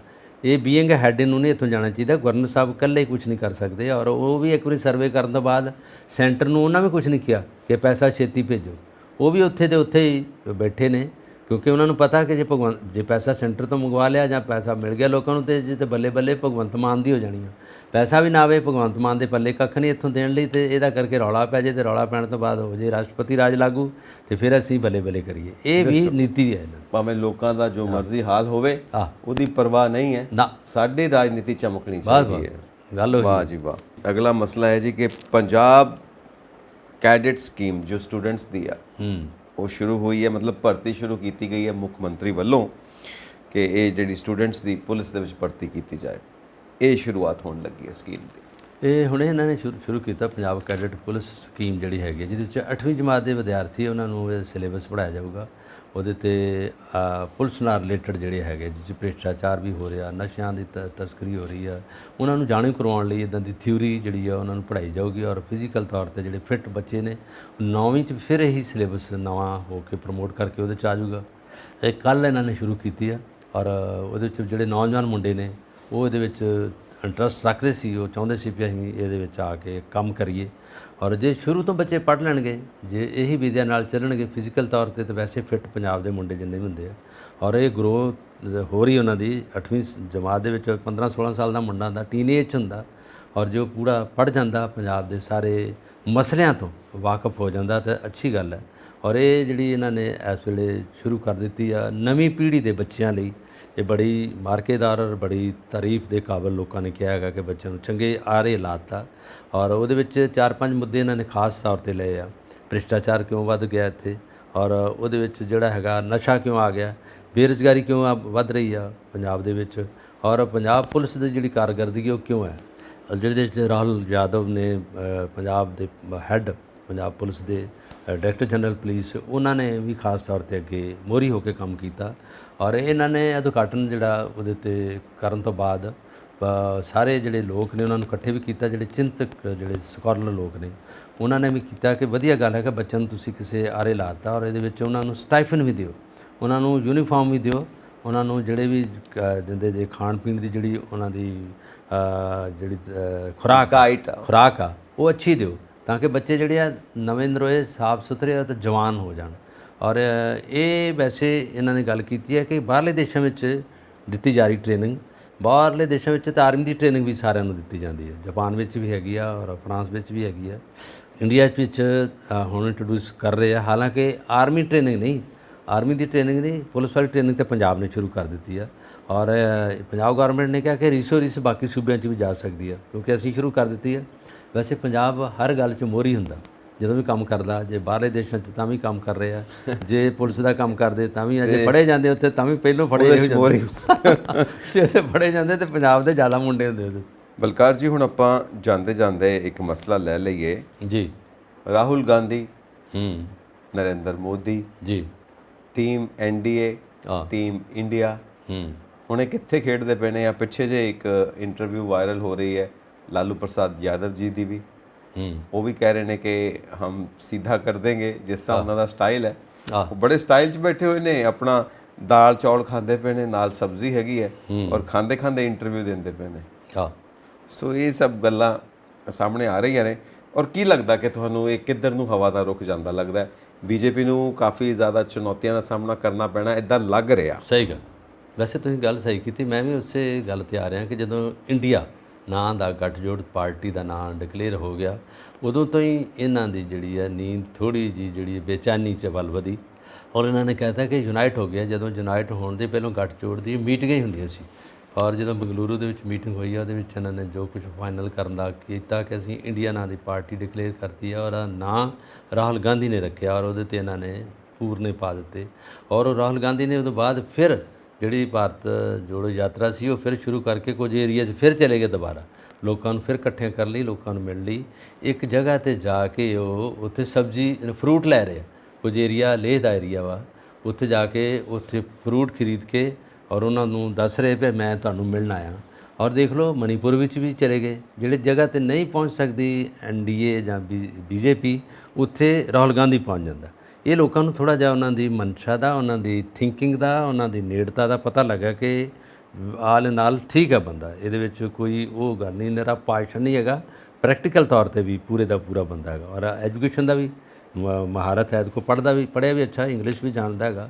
ਔਰ ਨਿਸਬਤ ਇਸ ਦੇ ਲੋਕਾਂ ਨੇ ਇਹ ਕਿਹਾ ਕਿ ਜਿਹੜੇ ਮੋਦੀ ਸਾਹਿਬ ਨੇ ਉਹਨਾਂ ਦੀ ਪੜ੍ਹਾਈ ਦਾ ਅਤੇ ਇਹਨਾਂ ਦਾ ਆਪਸ ਵਿੱਚ ਬਹੁਤ ਫਰਕ ਹੈਗਾ। ਹਾਲਾਂਕਿ Modi sahib is a very good orator, ਬਹੁਤ ਵਧੀਆ ਬੋਲ ਲੈਂਦੇ ਨੇ ਔਰ ਬਹੁਤ ਵਧੀਆ ਗੱਲ ਕਹਿ ਦਿੰਦੇ ਆ, ਪਰ ਕਿਤੇ ਕਿਤੇ ਆਊਟ ਆਫ ਟਰੈਕ ਹੋ ਜਾਂਦੇ ਆ, ਕਿਤੇ ਕਿਤੇ ਜਿਹੜੀ ਵੀਡੀਓ ਲੋਕਾਂ ਨੇ ਵੇਖ ਕੇ ਦੱਸੀ ਆ ਜਾਂ ਕੀਤੀ ਹੈਗੀ ਆ, ਪਰ ਬੋਲਦੇ ਸੋਹਣਾ ਹੈਗਾ। ਹਿੰਦੀ 'ਤੇ ਉਹਨਾਂ ਦੀ ਪੂਰੀ ਮਹਾਰਤ ਹੈ, ਪੂਰੀ ਕਮਾਂਡ ਆ, ਔਰ ਅੰਗਰੇਜ਼ੀ 'ਤੇ ਥੋੜ੍ਹੀ ਜਿਹੀ ਘਾਟ ਹੈ, ਪਰ ਰਾਹੁਲ ਗਾਂਧੀ ਅੱਛੀ ਅੰਗਰੇਜ਼ੀ ਜਾਣਦੇ ਆ। ਪਰ ਇਸ ਵੇਲੇ ਜਿਹੜੀ ਤੁਸੀਂ ਗੱਲ ਕੀਤੀ ਹੈ, ਟਾਕਰਾ ਦੋਵਾਂ ਪਾਰਟੀਆਂ ਦਾ ਹੈਗਾ, BJP NDA ਪਲੱਸ ਕਾਂਗਰਸ, ਔਰ ਕਾਂਗਰਸ ਦੇ ਕਰਤਾ ਧਰਤਾ ਰਾਹੁਲ ਗਾਂਧੀ ਜੀ ਹੈ। ਰਾਹੁਲ ਗਾਂਧੀ ਜੀ ਨੇ ਤਦੇ ਹੀ ਆਪ ਨਹੀਂ ਸੀ ਇਹਨਾਂ ਨੇ ਪ੍ਰਧਾਨਗੀ ਵੱਲ ਹੱਥ ਵਧਾਇਆ, ਖੜਗੇ ਸਾਹਿਬ ਨੂੰ ਬਣਾਤਾ, ਔਰ ਇਹਨਾਂ ਦੇ ਵਿੱਚੋਂ ਵੀ ਜਾ ਰਹੇ ਆ, ਜਿਸ 'ਚ ਸਨੀ ਦਿਓਲ ਨੇ ਕਹਿਤਾ ਕਿ ਮੈਂ ਅਗਲੀ ਇਲੈਕਸ਼ਨ ਨਹੀਂ ਲੜੂਗਾ, ਮੇਰੀ ਜਿਹੜੀ ਇਲੈਕਸ਼ਨ ਇਹਦੇ ਵਿੱਚ ਸਾਰਾ ਕੁਝ ਹੋ ਗਿਆ, ਮੈਂ ਅਗਲੇ ਕੈਂਡੀਡੇਟ ਹੋਣ ਦੇ ਗੁਰਦਾਸਪੁਰ ਤੋਂ ਜਾਂ ਕਿਤੇ ਮੈਨੂੰ ਟਿਕਟ ਮਿਲੀ ਨਹੀਂ ਲੜੂੰਗਾ, ਕਿਉਂਕਿ ਉਹਨਾਂ ਦੀ ਫਿਲਮ ਜਿਹੜੀ ਹੈਗੀ ਹੈ ਬਹੁਤ ਅੱਛੀ ਬਾਕਸ ਆਫਿਸ ਚਲੇ ਗਈ ਹੈ ਅਤੇ ਬਹੁਤ ਵਧੀਆ ਗਦਰ 2 ਜਿਹੜੀ ਫਿਲਮ ਚੱਲੀ ਆ। ਔਰ ਉਹਨਾਂ 'ਤੇ ਵੀ ਇੱਕ ਰੌਲਾ ਪਿਆ ਇਹਨਾਂ ਦਾ, BJP ਦਾ ਹੀ, ਕਿ ਉਹਨੇ ਜਿਹੜਾ ਇੱਕ ਬੈਂਕ ਤੋਂ, ਨਿੱਜੀ ਬੈਂਕ ਤੋਂ ਕਰਜ਼ਾ ਲਿਆ ਸੀਗਾ, ਕਰਜ਼ਾ ਲੈਣ ਤੋਂ ਬਾਅਦ 56 ਕਰੋੜ ਦਾ ਉਹਨਾਂ ਨੇ ਕਹਿਤਾ ਸੀ ਉਹਨਾਂ 'ਤੇ ਕਿ ਉਹਦੀ ਜਿਹੜਾ ਵਿਲਾ ਸੀਗਾ ਸੰਨੀ ਵਿਲਾ, ਉਹਦਾ ਉਹਨਾਂ ਨੇ ਕਰ ਦਿੱਤਾ ਕਿ ਮੁੱਲ ਪਾਉਣ ਲਈ ਉਹਨਾਂ ਦਾ ਕੁਰਕੀ ਕਰਨ ਦਾ ਦੇ ਦਿੱਤਾ ਸੀਗਾ। ਪਰ ਇੱਕਦਮ ਹੀ ਅਗਲੇ ਦਿਨ ਹੀ ਜਿਹੜੀ ਆ ਇਹ ਬੈਂਕ ਆਫ ਬੜੌਦਾ ਉਹਨੇ ਕਹਿਤਾ ਸੀ ਕਿ ਨਹੀਂ, ਇਹਦੇ 'ਚ ਕੋਈ ਟੈਕਨੀਕਲ ਹਿੱਚ ਆ, ਕੋਈ ਉਹ ਆ ਗਈ ਖਰਾਬੀ, ਔਰ ਉਹ ਲੋਕਾਂ ਨੇ ਕਹਿਤਾ ਇਹ ਉਹ ਹਿੱਚ ਨਹੀਂ ਹੈਗੀ, ਇਹ ਸਿਰਫ ਤੇ ਸਿਰਫ ਜਿਹੜੀ ਸਿਆਸੀ ਮਾਮਲਾ ਹੈਗਾ, ਉਹਨਾਂ ਨੇ ਰੋਕ ਲਾਤੀ ਆ। ਪਰ ਤੀਜੇ ਪਾਸੇ ਇਹਨਾਂ ਨੇ ਕਹਿਤਾ ਕਿ ਸਨੀ ਦਿਓਲ ਨੇ ਕਹਿਤਾ ਕਿ ਮੈਂ ਸਾਰੀ ਪੇਮੈਂਟ ਕਰ ਦੂੰਗਾ, ਕੋਈ ਗੱਲ ਨਹੀਂ, ਪੈਸੇ ਤਾਂ ਆ ਗਏ ਉਹਦੇ ਕੋਲ, ਉਹਨੂੰ ਕੋਈ ਪਰਵਾਹ ਨਹੀਂ ਹੈਗੀ, ਪਰ ਇਲੈਕਸ਼ਨ 'ਚੋਂ ਉਹਨੇ ਆਪਣੀ ਕੰਨੀ ਕਤਰਾ ਲਈ ਵੀ ਮੈਂ ਨਹੀਂ ਜਾਊਂਗਾ ਇਸ ਇਲੈਕਸ਼ਨ 'ਚ। ਪਹਿਲਾਂ ਵੀ ਜੋ ਐਕਸਪਰਟਸ ਨੇ ਉਹ ਮੰਨਦੇ ਨੇ ਕਿ ਜੇ ਗੁਰਦਾਸਪੁਰ ਤੋਂ ਤੁਸੀਂ ਜਿੱਤੇ ਵੀ ਸੀ ਤਾਂ ਕੀਤਾ ਵੀ ਕੀ ਹੈ, ਕੁਝ ਵੀ ਨਹੀਂ ਕੀਤਾ, ਨਾ ਆਏ ਨਹੀਂ, ਮਿਲੇ ਨਹੀਂ, ਆਏ ਨਹੀਂ। ਉਹਨੇ ਇੱਕ ਹੋਰ ਵੀ ਗੱਲ ਆਉਂਦੇ, ਤਾਰਾ ਸਿੰਘ ਬਗੈਰ ਵੀਜ਼ੇ ਤੇ ਪਾਕਿਸਤਾਨ ਚੱਲ ਜਾਂਦਾ ਫਿਲਮ ਦੇ ਵਿੱਚ, ਹੈ ਨਾ, ਚੱਲ ਜਾਂਦਾ, ਪਰ ਆਂਦਾ ਜਿੱਥੇ ਇਹ ਆਉਣਾ ਚਾਹੁੰਦੇ ਆ ਗੁਰਦਾਸਪੁਰ, ਇਹਨਾਂ ਨੂੰ ਵੀਜ਼ਾ ਨਹੀਂ ਮਿਲਿਆ ਆਉਣ ਦਾ, ਗੁਰਦਾਸਪੁਰ ਨਹੀਂ ਪਹੁੰਚ ਸਕੇ। ਦੇਖੋ ਨਾ ਤੁਸੀਂ ਕਿੰਨਾ ਵੱਡਾ ਮਜ਼ਾਕ ਕੀਤਾ ਲੋਕਤੰਤਰ ਦੇ ਨਾਲ, ਬਿਲਕੁਲ ਲੋਕਾਂ ਨੇ ਤੁਹਾਡੇ ਤੇ ਵਿਸ਼ਵਾਸ ਕੀਤਾ ਤੇ ਤੁਸੀਂ ਲੋਕਾਂ ਵਾਸਤੇ ਕੋਈ ਕੰਮ ਨਹੀਂ ਕੀਤਾ। ਤੁਹਾਨੂੰ ਕਿਹਨੇ ਸਲਾਹ ਦਿੱਤੀ ਸੀ ਕਿ ਤੁਸੀਂ ਆ ਕੇ ਇਲੈਕਸ਼ਨ ਲੜ ਲਓ ਜੇ ਤੁਸੀਂ ਕੋਈ ਕੰਮ ਹੀ ਨਹੀਂ ਕਰਨਾ ਸੀ? ਮਤਲਬ ਬੜੀ ਮਤਲਬ ਇਰਰਿਸਪੌਂਸਿਬਿਲਟੀ ਵਾਲੀ ਗੱਲ ਹੈ, ਗੈਰ ਜ਼ਿੰਮੇਦਾਰਾਨਾ ਇਹ ਇੱਕ ਤਰ੍ਹਾਂ ਦਾ ਵਤੀਰਾ ਹੈ ਇਹਨਾਂ ਦਾ ਕਿ ਤੁਸੀਂ ਜਦੋਂ ਜਿੱਤੇ ਹੋ ਤਾਂ ਤੁਸੀਂ ਆ ਕੇ ਕੰਮ ਵੀ ਤਾਂ ਕਰੋ। ਜੇ ਤੁਹਾਨੂੰ ਕੰਮ ਕਰਨਾ ਹੀ ਨਹੀਂ ਤੇ ਤੁਸੀਂ ਪਰ ਮੈਂ ਇੱਥੇ ਗੱਲ ਕਰਾਂ ਕਿਉਂ ਹੈ, ਮੈਂ ਪਰ ਇੱਥੇ ਤੁਹਾਡੀ ਗੱਲ ਕਰਦਾ, ਇਹ ਪਾਰਟੀ ਕਰਦੀ ਹੈ, ਬੰਦਾ ਭਾਵੇਂ ਮੰਨੇ ਨਾ ਮੰਨੇ, ਜਿਹੜੀ ਪਾਰਟੀ ਜਦੋਂ ਦਿੰਦੀ ਹੈ ਨਾ, ਇਹਨਾਂ ਨੂੰ ਪਤਾ ਇਹਨੇ ਜਿੱਤ ਜਾਣਾ, ਇਹ ਵਧੋ ਵਧੀ ਟਿਕਟ ਦਿੰਦੇ ਆ। ਇਹਨੇ ਸਨੀ ਦਿਓਲ ਨੇ ਕਹਿਤਾ ਕਿ ਸਾਨੂੰ ਜਿਹੜੀ ਆ ਪੂਰੀ ਸਿਆਸਤ ਨਹੀਂ ਫੜੀ, ਇਹਦੇ ਫਾਦਰ ਧਰਮਿੰਦਰ ਜੀ ਵੀ ਰਹੇ ਨੇ, ਐਕਟਰ ਰਹੇ, ਔਰ ਉਹ ਤੋਂ ਬਾਅਦ ਇਲੈਕਸ਼ਨ 'ਚ ਰਹੇ ਆ, ਉਹ MP ਵੀ ਰਹੇ ਆ, ਔਰ ਹਿਮਾ ਮਾਲਿਨੀ ਵੀ ਰਹੀ ਆ, ਔਰ ਇਹ ਖੁਦ ਇਹਨਾਂ ਨੂੰ ਬਣਾਇਆ। ਜਦੋਂ ਇਹਨਾਂ ਦਾ ਇੰਟਰਸਟ ਨਹੀਂ ਹੁੰਦਾ ਬੇਸਿਕਲੀ ਇਲੈਕਸ਼ਨ ਦੇ ਵਿੱਚ, ਇੱਕ ਸੀਟ ਜਿਹੜੀ ਹੈ ਜਿੱਤਣ ਲਈ ਦੇ ਦਿੰਦੇ ਆ। ਜਿੱਦਾਂ ਹੁਣ ਇੱਥੋਂ ਹੰਸਰਾਜ ਹੰਸ ਜੀ ਸਿੰਗਰ ਨੇ, ਉਹ ਵੀ MP ਹੈਗੇ ਹੈ ਨਾ, ਉਹ ਦਿੱਲੀ ਤੋਂ, ਔਰ ਦਿੱਲੀ ਦੇ ਵਿੱਚੋਂ ਜਿੱਤ ਗਏ ਅਤੇ ਪੰਜਾਬ 'ਚੋਂ ਹਾਰ ਗਏ, ਜਦੋਂ ਅਕਾਲੀ ਦਲ ਵੱਲੋਂ ਟਿਕਟ ਮਿਲੀ ਸੀ ਇੱਥੋਂ ਹਾਰ ਗਏ ਆ ਔਰ ਇੱਥੋਂ ਰਾਜ ਬੱਬਰ ਵੀ ਰਹੇ ਆ ਔਰ ਉਹ ਆਉਂਦਾ ਨਹੀਂ ਕੋਈ ਵੀ, ਜਿੰਨੇ ਵੀ ਐਕਟਰ ਆ ਤੁਸੀਂ ਗਿਣ ਕੇ ਦੇਖ ਲਓ, ਕਦੀ ਪਾਰਲੀਮੈਂਟ 'ਚ ਵੜੇ ਹੋਣ ਜਾਂ ਜੇ ਕਿਤੇ ਜਦੋਂ ਸਮਾਗਮ ਹੁੰਦਾ ਉਹਦੇ ਵਿੱਚ ਆਉਂਦੇ ਨਹੀਂ ਹੋਗੇ। ਸੀਟਾਂ ਜਿਹੜੀਆਂ ਹੈਗੀਆਂ ਰੋਕਣ ਲਈ ਵੀ ਸਾਡੇ ਕੋਲ ਇਸ ਵੇਲੇ 300 ਤੋਂ ਉੱਤੇ ਚਲੇ ਗਈਆਂ, ਇਹ ਨਫਰੀ 'ਚ ਆ ਜਾਂਦੇ ਆ ਪਰ ਕੰਮ 'ਚ ਨਹੀਂ ਆਉਂਦੇ। ਔਰ ਲੋਕਾਂ ਦਾ ਕੀ ਹਾਲ ਹੁੰਦਾ ਉਹ ਤੁਸੀਂ ਦੇਖੋ ਕਿ ਬਿਨਾਂ ਕੰਮ ਤੋਂ ਇਹ ਔਰ ਕਨਸਟੀਚੁਐਂਸੀ ਬਿਨਾਂ ਕੰਮ ਤੋਂ ਰਹੀ ਹੈ। ਮਤਲਬ ਕਮ ਸੇ ਕਮ ਇਹ ਤਾਂ ਸੋਚੋ ਤੁਸੀਂ ਕਰਦੇ ਕੀ ਪਏ ਹੋ, ਇਹ ਲੋਕਤੰਤਰ ਦਾ ਤੁਸੀਂ ਕੀ ਡਰਾਮਾ ਬਣਾ ਕੇ ਰੱਖ ਰਹੇ ਹੋ। ਸਹੀ ਗੱਲ। ਸੋ ਇਹ ਬਿਲਕੁਲ ਮਤਲਬ ਇੱਕ ਸ਼ਰਮ ਵਾਲੀ ਗੱਲ ਵੀ ਲੱਗਦੀ ਹੈ। ਸਹੀ ਗੱਲ ਕਿ ਇਸ ਸ਼ੋਭਾ ਨਹੀਂ ਦਿੰਦਾ ਹੈਗਾ, ਇਸ ਨਾਲ ਚੰਗਾ ਨਾ ਲੜੋ, ਆਪਣਾ ਹੋਰ ਕੰਮ ਕਰੋ। ਫੰਡ ਧਰਿਆ ਰਹਿੰਦਾ, ਜਿਹੜਾ ਫੰਡ ਦੇਣਾ ਹੁੰਦਾ ਨਾ ਉਸ ਇਲਾਕੇ ਦਾ ਐਮਪੀ ਨੂੰ ਦਿੱਤਾ ਜਾਂਦਾ, ਜਿਹੜਾ ਡਿਵੈਲਪਮੈਂਟ ਫੰਡ ਹੁੰਦਾ, ਇੱਕ ਆਨਾ ਨਹੀਂ ਲਿਆਉਂਦੇ ਉੱਤੇ ਦੇਣਾ, ਉਹਨਾਂ ਖਰਚਣਾ ਕਿੱਥੇ ਹੈਗਾ। ਉਹ ਲੋਕ ਵਿਚਾਰੇ ਇਹਨਾਂ ਚੀਜ਼ਾਂ ਤੋਂ ਵਾਂਝੇ ਰਹਿ ਜਾਂਦੇ ਆ। 5 ਸਾਲ ਉਸ ਇਲਾਕੇ ਦਾ ਕੀ ਹੁੰਦਾ, ਕੁਛ ਨਹੀਂ। ਉੱਥੇ ਕੋਈ ਕੀ ਕਰੂਗਾ ਆ ਕੇ, ਜਦੋਂ ਵੜਨਾ ਨਹੀਂ ਇਹਨਾਂ ਨੇ, ਕੋਈ ਫੰਡ ਨਹੀਂ ਲਿਆਉਣਾ। ਜਦੋਂ ਇਹ ਆਪਣੀ ਫਿਲਮਾਂ 'ਚ ਰਹਿੰਦੇ ਆ, ਇਹ ਆਪਣੀ ਜਿਹੜੀ ਉੱਥੇ ਚਮਕ ਹੈਗੀ ਬੰਬੇ ਦੀ ਉਹਦੇ ਵਿੱਚ ਰਹਿੰਦੇ ਆ, ਉਹਦੇ ਇਰਦ ਗਿਰਦ ਘੁੰਮਦੇ ਉਹਨਾਂ ਨੂੰ। ਐਕਚੁਅਲੀ ਇਹ ਕੈਮਰਿਆਂ ਤੋਂ ਬਿਨਾਂ ਨਹੀਂ ਰਹਿ ਸਕਦੇ ਨਾ, ਖੂਬਸੂਰਤ ਲੋਕ ਮਿਲਣ, ਖੁਸ਼ਬੂਆਂ ਆਉਂਦੀਆਂ ਹੋਣ, ਇਹ ਇਹਨਾਂ ਦਾ ਮਾਹੌਲ ਹੈ, ਇਹਨਾਂ ਦਾ ਲਾਈਫ ਸਟਾਈਲ ਹੈ। ਹੁਣ ਇੱਥੇ ਬੰਦੇ ਆ ਕੇ ਮਿਲਣਗੇ, ਮੁੜਕਾ ਆਇਆ ਹੋਏਗਾ, ਟੁੱਟੀ ਜੁੱਤੀ ਹੋਏਗੀ, ਗਰਦ ਨਾਲ ਮਿੱਟੀ ਨਾਲ ਭਰੇ ਹੋਏਗੀ, ਠੀਕ ਹੈ ਨਾ, ਹੋ ਸਕਦਾ ਸਮੈਲ ਵੀ ਆਉਂਦੀ ਹੋਵੇ ਕੱਪੜਿਆਂ 'ਚੋਂ, ਉਹਨਾਂ ਨੇ ਆ ਕੇ ਮਿਲਣਾ। ਹੁਣ ਸਨੀ ਭਾਜੀ ਠੀਕ ਹੈ, ਗੱਲਾਂ ਬਹੁਤ, ਅਸੀਂ ਪਿੰਡ ਦੇ ਰਹਿਣ ਵਾਲੇ ਆ, ਸਾਡਾ ਬਜ਼ੁਰਗ ਪਿੰਡਾਂ ਦੇ ਰਹਿਣ ਵਾਲੇ ਨੇ, ਇਹ ਗੱਲਾਂ ਨੇ। ਪ੍ਰੈਕਟੀਕਲੀ ਕੀ ਕੀਤਾ ਹੁਣ ਜਿਹੜਾ ਗੁਰਦਾਸਪੁਰ ਆ ਰਾਵੀ ਦੇ ਪਾਣੀ ਨਾਲ ਉੱਧਰੋਂ ਡੁੱਬਿਆ ਔਰ ਲੋਕਾਂ ਦੀਆਂ ਫਸਲਾਂ ਤਬਾਹ ਹੋ ਗਈਆਂ, ਉਹ 'ਚ ਮੁਆਵਜ਼ਾ ਲੈਣ ਲਈ ਸੈਂਟਰ ਨੂੰ ਇਹਨਾਂ ਨੂੰ ਚਾਹੀਦਾ ਸੀਗਾ, ਇਹ ਐਮਪੀ ਨੇ ਉਸ ਇਲਾਕੇ ਦੇ, ਇਹਨਾਂ ਨੂੰ ਚਾਹੀਦਾ ਸੀਗਾ ਲੋਕਾਂ ਨਾਲ ਗੱਲਾਂ ਕਰਦੇ, ਉਹਨਾਂ ਨੂੰ ਵੇਂਦੇ ਪਹਿਲੋਂ, ਉਦੋਂ ਬਾਅਦ ਫਿਰ ਜਾ ਕੇ ਸੈਂਟਰ ਨਾਲ ਕਰਦੇ ਵੀ ਫੰਡਿੰਗ ਜਿਹੜੀ ਆ ਸਪੈਸ਼ਲੀ ਗੁਰਦਾਸਪੁਰ ਨੂੰ ਦਿਓ, ਉੱਥੇ ਜੋ ਲੋਕਾਂ ਦਾ ਜਾੜਾ ਬਹੁਤ ਹੋ ਗਿਆ ਰਹਿੰਦਾ ਖੁੰਦਾ, ਬਾਕੀ ਜਿਹੜਾ ਏਰੀਆ ਪੰਜਾਬ ਦਾ ਉਹਨੂੰ ਦਿਓ, ਕਿਉਂਕਿ ਪੰਜਾਬ ਨੂੰ ਬਿਲੋਂਗ ਕਰਦੇ ਆ, ਇਹਨਾਂ ਦਾ ਪਿੰਡ ਸਾਹਨੇਵਾਲ ਆ। ਪੰਜਾਬ ਬਾਰੇ ਗੱਲ ਕਰਨੀ ਚਾਹੀਦੀ ਸੀ, ਜਦੋਂ ਇਹਨਾਂ ਨਾ ਉੱਥੇ ਗੱਲ ਕੀਤੀ, ਨਾ ਸਰਵੇ ਕੀਤਾ, ਨਾ ਕੋਈ ਆਏ ਨਾ ਗਿਆ, ਫਿਲਮ ਵਾਲੇ ਪਾਸੇ ਆ ਗਏ, ਤਦੇ ਲੋਕਾਂ ਨੂੰ ਥੋੜਾ ਜਿਹਾ ਗੁੱਸਾ ਆ ਗਿਆ। ਬਿਲਕੁਲ ਆਉਣਾ ਚਾਹੀਦਾ। ਗਦਰ 2 ਦੀ ਪ੍ਰਮੋਸ਼ਨ ਵਾਸਤੇ ਤੁਸੀਂ ਪਾਕਿਸਤਾਨ ਬਾਰਡਰ ਤੱਕ ਜਾ ਰਹੇ ਹੋ, ਤੇ ਜਿਹਦੇ ਵਾਸਤੇ ਤੁਹਾਨੂੰ ਚੁਣਿਆ ਗਿਆ ਉਹਦੇ ਵਾਸਤੇ ਤੁਸੀਂ ਆਉਂਦੇ ਹੀ ਨਹੀਂ ਪਏ, ਕੰਮ ਹੀ ਨਹੀਂ ਕਰਦੇ। ਜਦੋਂ ਨਾ ਮੰਨੋ ਕਿ ਮੈਂ ਐਮਪੀ ਨਹੀਂ ਬਣਨਾ, ਮੈਂ ਮੈਂਬਰ ਪਾਰਲੀਮੈਂਟ ਨਹੀਂ ਬਣਦਾ, ਮੈਨੂੰ ਕੋਈ ਜ਼ਰੂਰਤ ਨਹੀਂ, ਜਾਣਦੇ ਹੋ ਕਿ ਤੁਸੀਂ ਇਸ ਤੇ ਕਾਬਿਲ ਨਹੀਂ ਹੋ, ਤਾਂ ਪਹਿਲਾਂ ਹੀ ਹੱਥ ਖੜੇ ਕਰ ਦਿਓ ਵੀ ਮੈਂ ਕਹਿ ਦਿਓ। ਉਹਨਾਂ ਕਹਿਤਾ ਹੁਣ ਮੈਂ ਐਜ਼ ਐਕਟਰ ਸੇਵਾ ਕਰੂੰਗਾ ਹਿੰਦੁਸਤਾਨ ਦੀ, ਪਰ ਮੈਂ ਪੋਲੀਟੀਕਲ ਨਹੀਂ ਆ ਸਕਦਾ। ਪਹਿਲਾਂ ਕਿਉਂ ਆਏ ਹੋ? ਹੁਣ ਮੰਨ ਗਿਆ। ਹੁਣ ਇਹਨਾਂ ਕੰਮ ਕਰਨ ਤੋਂ ਪਹਿਲਾਂ ਨਹੀਂ ਪਤਾ ਮੈਂ ਕਿਉਂ ਕਰਦਾ ਪਿਆ, ਨੁਕਸਾਨ ਕਰਕੇ ਇੰਨਾ ਕਰਕੇ ਹੁਣ ਮੰਨਿਆ। 5 ਸਾਲ ਲੋਕਾਂ ਦਾ ਨੁਕਸਾਨ ਹੀ ਹੋ ਗਿਆ ਪਬਲਿਕ। ਹੋਰ ਕੀ ਹੋਇਆ? ਔਰ ਇਹ ਸਾਰੀਆਂ ਗੱਲਾਂ, ਇਹ ਸਾਰਾ ਗੁੱਸਾ ਪਬਲਿਕ ਦਾ ਜ਼ਰੂਰ, ਜੋ ਮੈਂ ਲਿਆ ਕੇ, ਅਸੀਂ ਸਾਰੇ ਜਾਣੇ ਲਿਆ ਕੇ, ਸਾਰੀ ਟੀਮ ਲਿਆ ਕੇ ਪਬਲਿਕ ਦੇ ਸਾਹਮਣੇ ਰੱਖਦੇ ਹਾਂ ਕਿ ਲੋਕਤੰਤਰ ਹੈ ਔਰ ਸਭ ਨੂੰ ਕਹਿਣ ਦਾ ਹੱਕ ਹੈ ਔਰ ਸਭ ਕਹਿ ਸਕਦੇ ਨੇ, ਔਰ ਇਹ ਹੱਕ ਕਨਸਟੀਟਿਊਸ਼ਨ ਦਿੰਦਾ ਹੈ। ਇਹ ਮਸਲਾ ਹਰ ਇੱਕ ਦੀ ਜ਼ੁਬਾਨ ਤੇ ਹੈ, ਪੰਜਾਬ ਦੇ ਹਰ ਬੰਦੇ ਤੇ, ਹਰ ਨੌਜਵਾਨ ਦੇ, ਹਰ ਬਜ਼ੁਰਗ ਤੇ। ਉਹਨਾਂ ਨੇ ਕਹਿਤਾ ਕਿ ਸਨੀ ਦਿਓਲ ਜੇ ਪੰਜਾਬ 'ਚ ਨਹੀਂ ਵੜਿਆ, ਪਰ ਇਹਦੇ ਵਿੱਚ ਇਹਨਾਂ SOS ਵੀ ਜਾਰੀ ਕਰਤਾ ਹੈ, ਸੇਵ ਆਵਰ ਸੋਲ ਜਿਹੜਾ ਹੁੰਦਾ, ਜਿਹਦੇ 'ਚ ਗਵਾਚੇ ਦੀ ਭਾਲ, ਉਹ ਕੰਧਾਂ ਤੇ ਲਿਖਤਾ ਸੀਗਾ ਵੀ ਇੱਥੇ ਆਏ ਨੇ। ਜਿਸ ਤਰ੍ਹਾਂ ਨਵਜੋਤ ਸਿੱਧੂ ਦਾ ਅੰਮ੍ਰਿਤਸਰ ਵੀ ਲਿਖਿਆ ਸੀ, ਉਹ ਅੰਮ੍ਰਿਤਸਰ ਨਹੀਂ ਸੀ ਵੜਦੇ, ਪਟਿਆਲੇ ਰਹਿੰਦੇ ਸੀਗੇ। ਇਹ ਇਲਾਕਾ ਦਾ ਜ਼ੋਨ ਕਰ ਲੈਂਦੇ ਆ, ਇਲਾਕੇ ਦੇ ਵਿੱਚ ਮੈਂਬਰ ਤਾਂ ਬਣ ਜਾਂਦੇ ਆ, ਮੁੜ ਕੇ ਉੱਥੇ ਵੜਦੇ ਨਹੀਂਗੇ, ਫਿਰ ਆਂਦੇ ਕੋਈ ਨਹੀਂ, ਕੌਣ ਕੀ ਤੇ ਕਿੱਥੇ, ਸਾਨੂੰ ਕੀ ਮਤਲਬ ਹੈ, ਜਾਵਾਂਗੇ ਆਵਾਂਗੇ, ਕਦੀ ਆ ਗਏ ਕਦੀ ਨਹੀਂ ਆਏ। ਇਹ ਤਾਂ ਕਦੀ ਵੀ ਨਹੀਂ ਆਇਆ ਉੱਥੇ। ਇਹ ਗੱਲ ਪ੍ਰੋਬਲਮ ਰਹੀ ਲੋਕਾਂ ਲਈ। ਚਲੋ ਅੱਜ ਦੇ ਮਸਲੇ ਇੱਥੇ ਹੀ ਸਮਾਪਨ ਕਰਦੇ ਹਾਂ ਅਸੀਂ, ਤੇ ਆਪਣੇ ਦਰਸ਼ਕਾਂ ਨੂੰ ਗੁਜ਼ਾਰਿਸ਼ ਕਰਦੇ ਹਾਂ ਕਿ ਆਪਣੇ ਵਿਚਾਰ ਸਾਨੂੰ ਇਨਬਾਕਸ ਕਰੋ, ਸਾਡਾ ਚੈਨਲ ਪੰਜਾਬ ਮੇਲ USA TV ਸਬਸਕ੍ਰਾਈਬ ਕਰੋ। ਚਲੋ ਬਲਕਾਰ ਜ਼ਰੂਰ ਜੀ, ਸਤਿ ਸ਼੍ਰੀ ਅਕਾਲ।